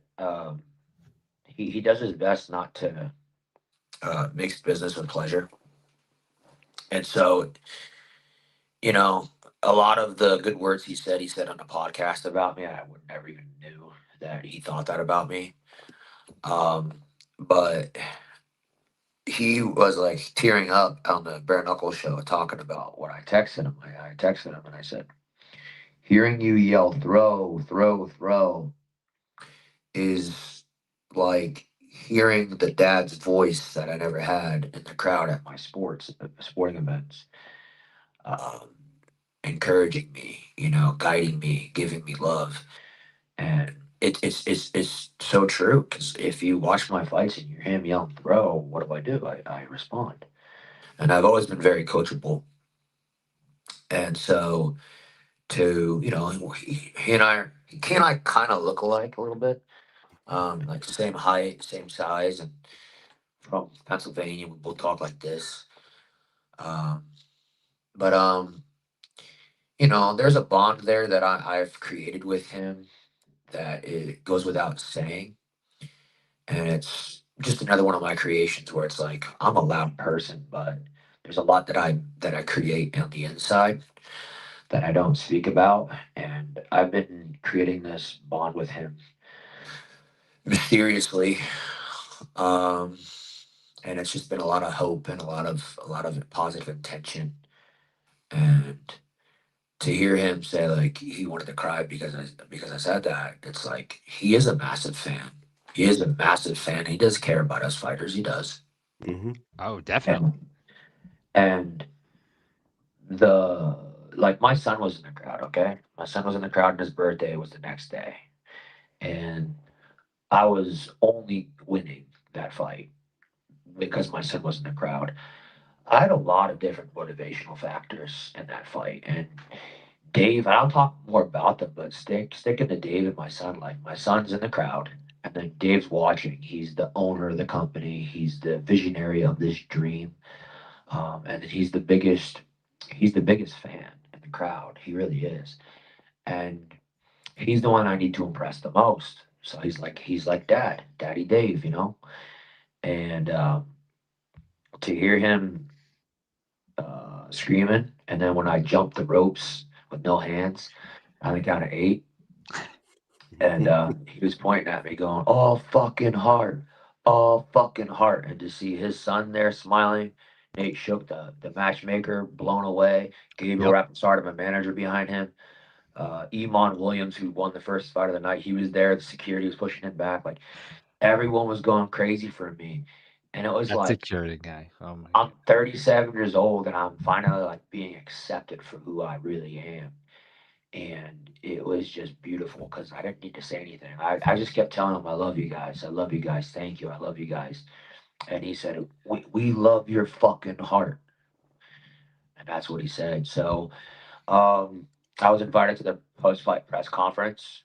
Um, so I got worked on my face. I had over 90 stitches. So, you know, over 90 stitches in my mouth, in my face, in my head. Holy shit. Yeah. We heard about this, and so on the inside of your mouth, um, I can't even imagine what you're going through. When I was a young kid, I got bit by a dog in the face, and the teeth. I had a few stitches on the outside, but a lot of them were on the inside of my mouth. And I remember I was like 9 years old, and I remember it being fucking miserable. Did you get a shit ton like on the inside, or did you just get a few stitches on the inside? Yeah. So he punched a hole through my lip. Okay. Here was almost completely through. So my lip was ripped from here down to here. This tooth might be loose. There's not really a way to tell right now because everything's stitched up. And then like he closed my eye on the first punch he landed with his right eye. I went a right uppercut. When I say close, he didn't physically close it, but when he hit the eye was just white, like it was just a bright light. And then as time progressed, the more he hit me, the more the eye physically closed and went dark. So going back to Dave is at the post-fight press conference. He got done first speaking, and then he's walking past, and we had a bunch of other people that were going to speak before me. I was last, and I touched him on the shoulder, and he turned to me, and I said, "You know, every time I look in the eyes and I say nothing, you know, I'm looking in the eyes for a reason, right?" And he's like, "Yeah, man." I go, "I'm your fucking man. I'm your fucking man. Like, I am BKFC." He's like, "I know." I go, "No, no, no, no, no. I'll fucking die for this, for this." He's like, "Oh, I know." I'm like, "Well, you know what to do, man." And I didn't say what else. I didn't say, but I've been texting him, and I've been pushing. I've been pushing. That championship is mine, and you got to have the Knuckle Maniac at Knuckle Maniac. Like, you know, all screaming aside and all fun aside. Like, I'm dead fucking serious. I will fucking. I'll never sell my soul. My soul is God. My soul is God's. But I will spill every last fucking ounce of blood. I will fucking rip every piece of my flesh. I will break every fucking bone in my body to become that champion. You know why? Because I don't have a greater fucking purpose on this earth other than being a father to my son. And I want my son to know daddy is the fucking best. And my son is okay with that. My son's okay with sitting there and watching me do this. He's okay with it. He sits there and he smiles. My son's a fucking warrior. And I could live a long life, be an old wrinkly man and have a bunch of grandchildren and then have a bunch of regrets, or I could fucking die the winner that I am, die the warrior I am, die the champion that I am. And before you die a champion, you must live one. So it's not like I'm wasting my life. I'm living my fucking life as the champion. And People will talk about it, but there is only one Juggernaut. There is only one Lorenzo Hine, and there is only one Cody fucking Vidal. There is only one Knuckle Maniac. And it would be an absolute fucking disgusting shame not to have the Juggernaut and Knuckle Maniac fight for the championship at Knuckle fucking Mania. Did you say anything to him? Did you talk to Juggernaut? You tell him it's on. You're next. Did he I'm respond? 100% respectful to the Juggernaut. We just had a fight. I wanted to go in the ring and announce it. They didn't. So I give the man his respect. I talked to him multiple times. I never said, hey, I'm going to fight you next. Nothing like that. It's not up to him. It's up to Dave. It's up to me. He's the champion.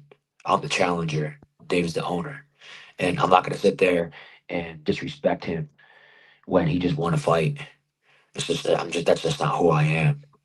You know, like I wouldn't be in this sport if it wasn't for him, probably.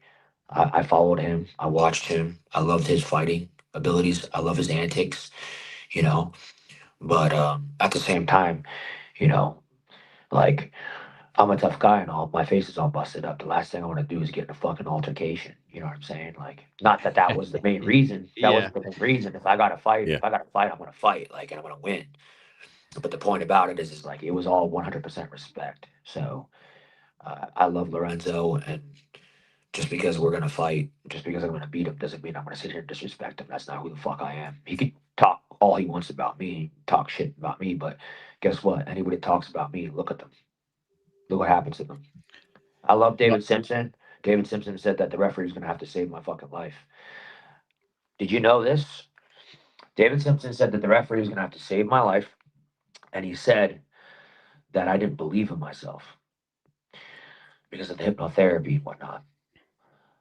At weigh-ins, David was inside the building of the arena where we're gonna fight at.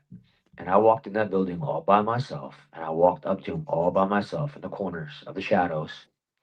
And I walked up next to him and I stared down in the bowl. This is like out of a movie. I looked down in the arena and I literally said, it's all just a dream, brother. And I turned to him and I said, and we get to live it together.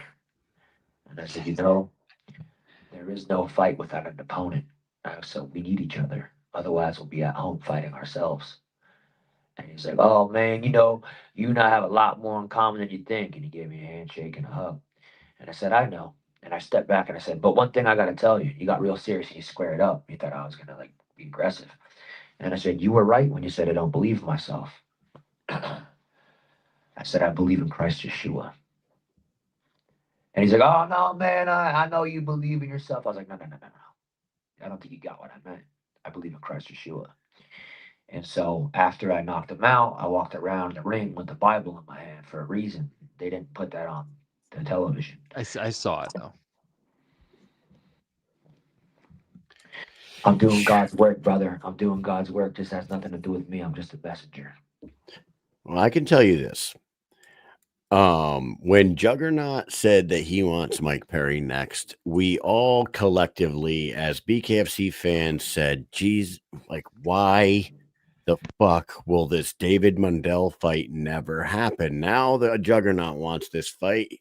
Dave's going to get jumped again. We thought after Newark that we were finally going to get Mike Perry versus Dave Mundell, 175-pound title fight. Connor said it himself. He said, Michael, you win on Saturday, you fight for a world title next, or you're gone. You will be a fart in the wind. Like that is exactly what Connor said. And when Mike Perry won, we were all pretty convinced, holy shit, finally, we're going to get to see that. Then they announced Dave Mundell versus Josh Dyer. We're all like, why the hell did they announce that? They take that away.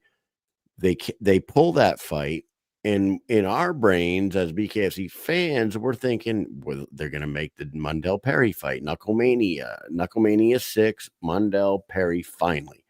Juggernaut goes in there and fights the fight that Mundell was initially fucking lined up for, and he wins. And he says, I want platinum pussy, Mike Perry. That's exactly what he said. And we're like, Mundell's getting jumped again. Like there, he just lost his fucking shot against Mike Perry again. Like the stars will never line up for us to see Redneck versus Platinum Perry. But now I believe that Cody Vidal, the Knuckle Maniac, has enough charisma and just put on enough of a violent freaking classic the other night to maybe manifest this shit and really make this happen. Like, I honest to God, a fight card with Perry Mundell and Juggernaut Vidal at Knucklemania does sound like freaking music to my ears at this point. I don't know if Mike feels the same way, but it's all starting to make sense to me. I posted it as a comment. Mundell liked it. I posted Mundell versus Mike Perry, Cody Vidal, the Knuckle Maniac versus Juggernaut for Knucklemania. I posted that. He liked it. And you know what? I am the hero. And what I mean by that is this is no knock on Mundell. Mundell, who is who he is. He doesn't talk. He doesn't act flashy. That's his own choice. Okay? Perry does.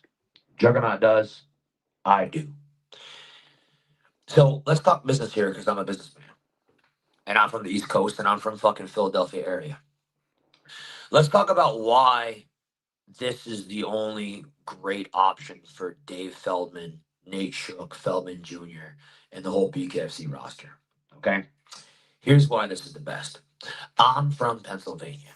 I'm from an hour and a half away from Philadelphia. There are a ton of people that are going to come to this fight in like the $40, $70, $100 range tickets. Those are all going to get bought up, right? Then you have all the people from the inner city and whatnot that have a lot more money. They're going to buy up all those tickets, right? This is going to be a sold out event.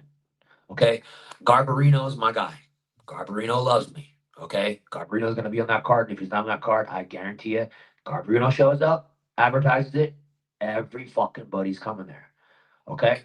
So it's not just that I'm getting my fans, I'm also going to get Garb's fans. Okay? And if Garb wants to help out, I'm gonna fucking compensate him for that because I love Garb. But I want Garb on that card. So looking at it from that standpoint, it's gonna sell out. It's gonna sell out no matter what. But now let's look at it. Okay. Who has national exposure? Who has the ability to gain national exposure? Well, you got Juggernaut Hunt, you've got Mike Perry, who's already made. You've got Mundell, who's still being built up, and then you got me, who's still being built up. But the difference between Mundell and I is I have this gift on the microphone, and he doesn't, and that's no disrespect to him. Okay? I respect Mundell's fighting style. He's champion. He doesn't need to talk. That's more energy he gets to save. For me, I got too much energy. I got to use it. So the point about this is that if you have Mike Perry and Juggernaut fight, one of them's going to lose. Now you're losing one of your cash cows. Those are two of your cash cows. Okay? If you have cash cow fight a Mundell who doesn't talk a lot, cash cow beats Mundell, you keep your cash cow. Mundell beats cash cow, all of Mundell's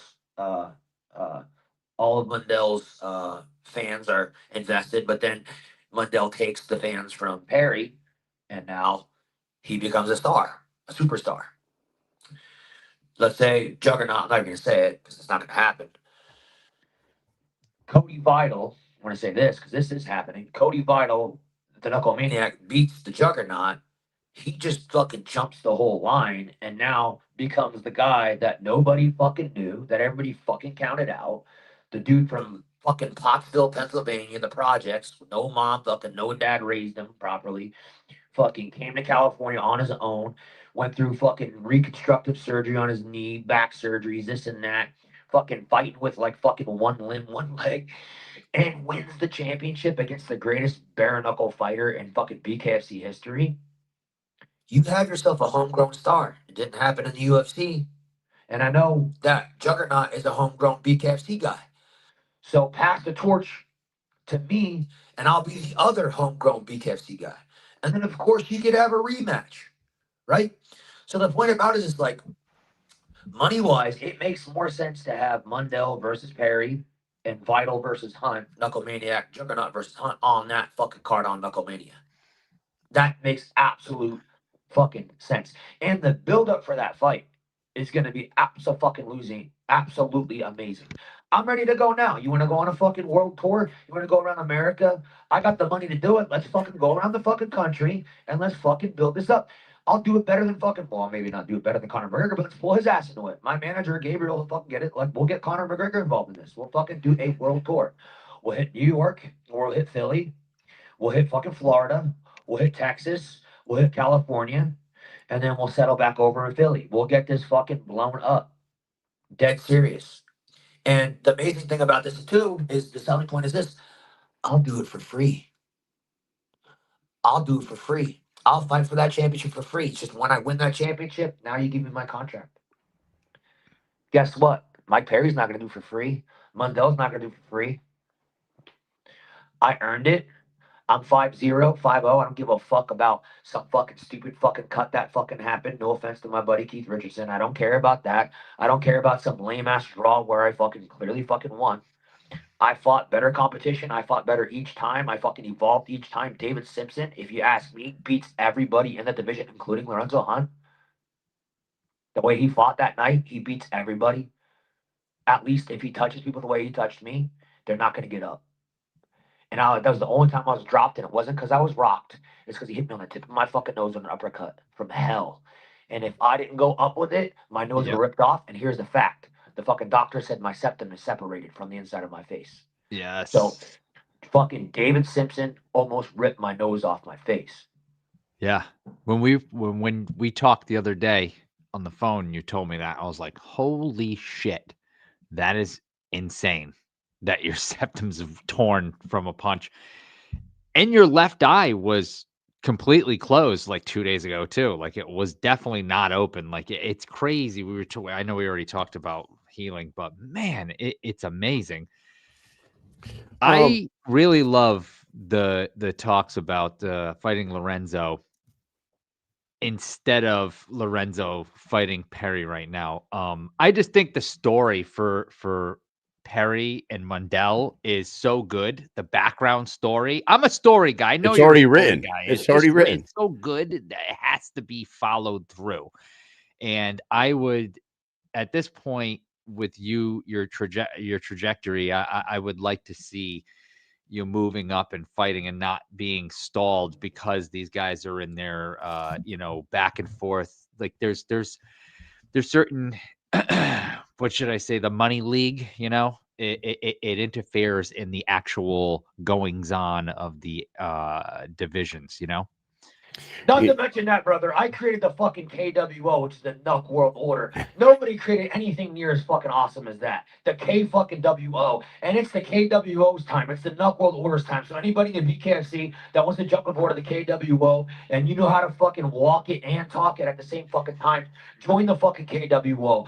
Because it's time to bring a real fucking attention to BKFC. It's time to bring the real money to the BKFC. Just like Hogan went to WCW and started the fucking NWO, turned back around and came back to WWF and made WWF rise higher than it ever was fucking before with the likes of Stone Cold Steve Austin. What? You know what I mean? So here's the fucking point. The point is I am the fucking cash cow. I am the cash cow. Dude, this is like Bitcoin when it was still fucking $100. Cody Vidal, the Knuckle Maniac, is like Bitcoin when it was still $100. Dave Feldman, BKFC, Cody Vidal, the Knuckle Maniac, is Bitcoin at $100 fucking dollars. Invest. Cody, this weekend, I believe, in Philadelphia, they're having the tryouts, and he said it's open to anybody, and there's golden tickets involved.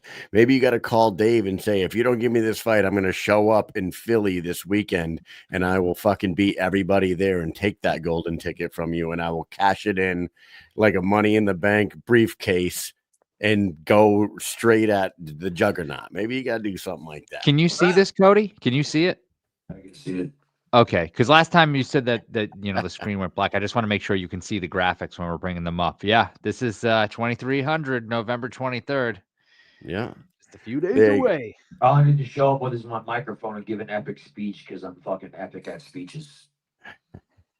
Nah, man, I think you got a lot of shit going for you, and I think you make a lot of sense with a lot of the stuff that you were saying tonight. You're a kid from Pottsville, Pennsylvania. Like, it all makes sense. Give it a shot, and for the love of God, Mr. Feldman, please this gives you the chance to give us Perry versus Mundell and still throw two charismatic, big name, entertaining fighters on a card like Juggernaut Hunt and Cody Vidal, and I hope it works out for you because you are a very inspiring guy, and your words are. They're hitting people in the comment section. They're saying very inspiring, all the stuff that you're saying. So, Cody, you've been through it all. You've made it here, and I think you're on the doorstep of a title shot with the Juggernaut. Let's see if they pull the whole rank system thing on you, because you should be in the top 5 after last week's event, last week's performance anyway. So I don't know. Did the new rankings come out, Mike? Do you know? Cody, do you know? Did they usually come out on Tuesday after the event? And I would say in that 185 division, you should be right on the doorstep of the top 5 there, if not already at the number 5 spot. I would say. There's some guys that they could fight you against. Everybody moved down a spot, and Hunt went in. That's what happened. So that's it. Everybody moved down a spot, and Juggernaut went into heavyweight. So Josh Dyer moved into 1, which moved Mike Richmond and Jared Warren and Joe Meat, and so on and so forth. That's what happened. But Jay, and listen, nothing against Jay Jackson. I believe Jay Jackson was number 5 on. He's out. Yep. He's out. Who's number 5 now? He went down a weight class. Jay Jackson went down a weight class. Mike Richmond's going down a weight class. Okay, so Danny Christie is retired. Went down a weight class. Yeah, he's also retired, isn't he? Didn't he announced he came back, fought one more time again. He went from 75 to 65 to 55. He got beat by Connor Turney. I think he's out. Why is he still in the top? Why is he still in the 185? I don't even know how he made it to the rank because he wasn't in there before. Right. So I don't know how he would even be voted into the top 5. Listen, Cody, we're gonna wrap it up with you in a second here, but I will say this: I think you have a massive chance of this fight actually happening. I think you keep beating that drum, keep selling it to the bosses. Gabriel does a great job as a manager. Gabriel and Dave can make this happen. Knuckle Mania, Philadelphia. Let's make it happen, man. Listen, there's a new world order, brother, and it's called the Knuck World Order. And the order for the world is this: knuck the fuck up. Get your fucking fingers wrapped around a pen. Get the little contract out. Write Cody Vidal's fucking name on there. Let me sign it. I don't give a fuck what the fucking price is, because it's not about the price, it's about the prize. And those who focus on the price never get the prize, brother. It's all about the prize. And I'm telling you right here, right now, looking back at this video when I am world champion and when there's more people watching this fucking sport because of me, you gotta remember that the Knuckle Mania and the Knuckle Maniac told the truth. And that's the bottom line, because the Knuckle Maniac said so. And the truth is this: what you gonna do, brother, when the Knuckle Maniac runs bare through you? You're gonna sit and you're gonna scream, ah, ah, ah, for 21 fucking seconds again and say, I love your heart, because the heart of the Knuckle Maniac, the beat in the Knuckle Maniac's heart is beating in every single heart through everyone that feels Knuckle Mania, brother. Ooh, and everyone that watches BKFC and everyone that watches Knuckle Mania on February 7th is gonna feel Knuckle Mania, because the Knuckle Maniac is the truth. And that's the bottom line, because the Knuckle Maniac said so. Thank you.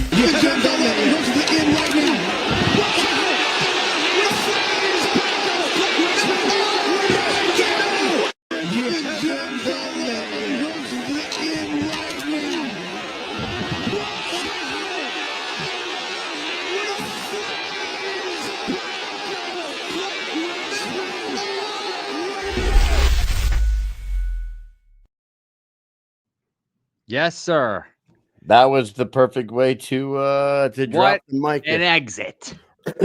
Here's what I say that Cody should do here. And we're going to wrap the show up because we're going late tonight. We had 4 great guests, but dude, Cody should slap a KWO shirt on Johnny Garb, slap a KWO shirt on fucking Pat Sullivan, slap a KWO shirt on Pat Brady, and they should all show up to the 2300 arena this weekend, and fucking tell Mr. Feldman, give me that golden ticket and bring me to the Juggernaut. Let's go. Dude, I'm telling you, this guy's got a fucking good thing going here. I love it. I love it so much. And he just awesome. keeps getting better and better every time.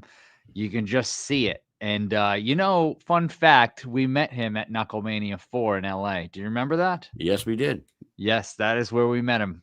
And he was there, and he was, very nice. He was meeting people, introducing himself, and it was very cool to meet him there. But I didn't know who he was then. I mean, he didn't. No, but one thing about him, though, when we met him, you can tell that there was an aura about him. Like, yes, I know. When we first met him, I'm like, we were at the doors.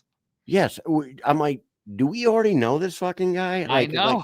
Like there was something about Cody that like we felt like we already knew him, or we should have already known him. You know what I'm saying? Like it was one of those vibes. Like when we talked to him, he gave us his he said we're gonna do some work together, and then he walked off with his teammate or his coach or whatever it was, and we were all, and me and Mike were like, have we talked to him before? Yeah, do we like I feel like we already knew that guy. Like, you know what I mean? Like he's got a vibe to him. He's got charisma to him. It was already written in the card. Yeah, he can fight his fucking ass off. And his performance Saturday night, that fight was an instant, and not just his performance, him and David Simpson both. That was an instant classic, I think. That was a fucking fantastic fight. They beat the living piss out of each other for 5 rounds. And Cody, for the amount of damage that he had taken, he's the one that got it done. It was unbelievable. It really was. And I'm happy. And I'm going to tell you this about that event real quick. The last 4 fights of the night were worth the price of admission for that event alone. That the Aspen Lad debut, the Cody Vidal Simpson fight, the co-main event was Stuvie and Vince, and that was phenomenal. And then the Juggernaut delivers almost. It was eerie how fucking similar that was. That replay showed it is the exact same time, same style. Like the fight played out the same way. Like he was not doing good. He wasn't. Same shot, same time. Just that was it. It was over, and there he is. He's on top again. Once again, he's on top. Dude, it was in my living room, and Jackson was watching it with me, and he's my older son, for those who don't know. He's sitting on the couch over here, and it's like, it's like around, it was late. It was a late one because it was a California. Yeah, it was like, it was probably 12:30, 12:45 when that fight was happening, right? It was pretty late. It was late. I didn't go to bed till like 1:30. The same emotions that were going through us in Albuquerque when Mike Richmond and Juggernaut fought, because we like all these, like we get along with all the fighters. So like in that Mike Richmond Juggernaut fight, we had 2 dogs in that fight. And we didn't know how to fucking react. You know what I mean? Yeah. We're like, and honestly, as much as I liked Richmond, Juggernaut is a fucking massive dude, and we've seen what he had been doing at 205 and this and that. And like when Mike Richmond was landing those shots at will and beating up Juggernaut, we're like, Mike's actually gonna fucking do this. And we're like, what? This is happening. This is actually fucking happening. And he drops him a couple times, and we're like, and like Juggernaut hits the canvas, and our hands are on our heads like, oh my fucking God, Mike Richmond just went up to 185 and beat the Juggernaut. Juggernaut gets up, drops Mike. We're like this. Juggernaut just fucking won. Yeah. Yeah. How did this fucking happen? Yeah. This was like literally 10 seconds ago, we thought dude, I was the same exact way in my living room the other night. You can ask Jackson, man. Like he was on the couch and like fucking around on his phone, but he's watching it with me. And like he's watching, he's like, wow, Lorenzo's really not doing well. Like this is crazy. And I'm like, yeah, nuts. He looked down at his phone and I went, no. I'm like, oh my God, he fucking did it again. He fucking did it again. I'm like, he did it again. And Jackson looked up at the TV and he's like, what did he do? Like, how did he win? Like, Jackson was confused because he had been watching. There's no way he could have done that. Yeah. The words "he fucking did it again" came out of my mouth like 15 times. I'm like, he fucking did it again. Unbelievable. It was weird. It was so surreal that like I was looking at Josh Dyer on the canvas and it was almost like I couldn't understand what had happened, even though I knew what had happened. And I felt like I had already been there because I had been there. It's so weird. Like it was almost like it hadn't, like I was like, is it like, what is going on right now? It almost like mind fucked me. Really. Cause I'm like, I'm looking at the screen going, what the fuck? Did he just do like, is this happening? Is this what is going on? Like, I know what's going on, but it blew my mind. It blew my mind. And then just watching the replay and what we just played with the timeline, it reminds me of that baseball play from earlier this year. Yes. Top and bottom of the fourth. Glitch in the Matrix. Yes. Top and bottom of the fourth, same exact fucking play. Crazy. Everything's the same. It was weird, man. It like fucked my head. It was like I've already lived this before, but it happened. But it's not. But I didn't live it before because it's Josh Dyer. It's so odd. But yeah, man, that shit was crazy. So here's the thing. Fuck. Here's the thing. Like I love this sport. I love this sport. Juggernaut is the champ now, right? Mike Richmond's ranked number 1 at 185, but Richmond is down to 165, I think. So the ranking system, I think we can completely ignore the top 5 right now. The only one that probably, you know, maybe Jomi and Jared do have an argument there, but Cody is an exciting story, and he is a Philly kid. You know what I mean? He is local to there, and it would make for one hell of a story to let him and Juggernaut, two of the biggest personalities in the company, who just fought on the same damn card and both did miraculous things on that same card, 3 months later fight each other in Philly. It would be, and it would save us the opportunity to see Dave Mundell versus Mike Perry. I mean, like, I think history is writing itself here. Maybe they don't jump Cody in front of all those guys, but like I just said, Danny Christie's out. Josh Dyer just got I don't even know how he ended up in that spot. It just blows my mind. Danny Christie's out. Jay Jackson, it was number 5. He's out of the top 5, and he wouldn't even be in consideration for this fight anyway. Jomi versus Juggernaut really doesn't, no offense to Jomi, that doesn't sell any tickets at fucking Knuckle Mania. Josh Dyer run back, probably they don't want to do that right away. And Jared Warren, they probably don't want to do that one in Philly. So realistically, Cody's got a good argument here. He's got a good story behind it. And it would put 2 amazing fights at the top of that Knuckle Mania 6 card. And like Pat Brady's in the comment section right now, he's on that card. Johnny Garb's going to be on that card. It's going to be one hell of a night, and both of those fights would just make it unbelievable. I'm telling you. Oh yeah, Mike, can't wait. Hell of a show, man. Hey, thank you to Luis Palomino. And it seems like we talked to him yesterday. Luis Palomino was on tonight. It was great catching up with Baboon. Thank you to Luis for coming on. Thank you to Carina Damm, who gave us some.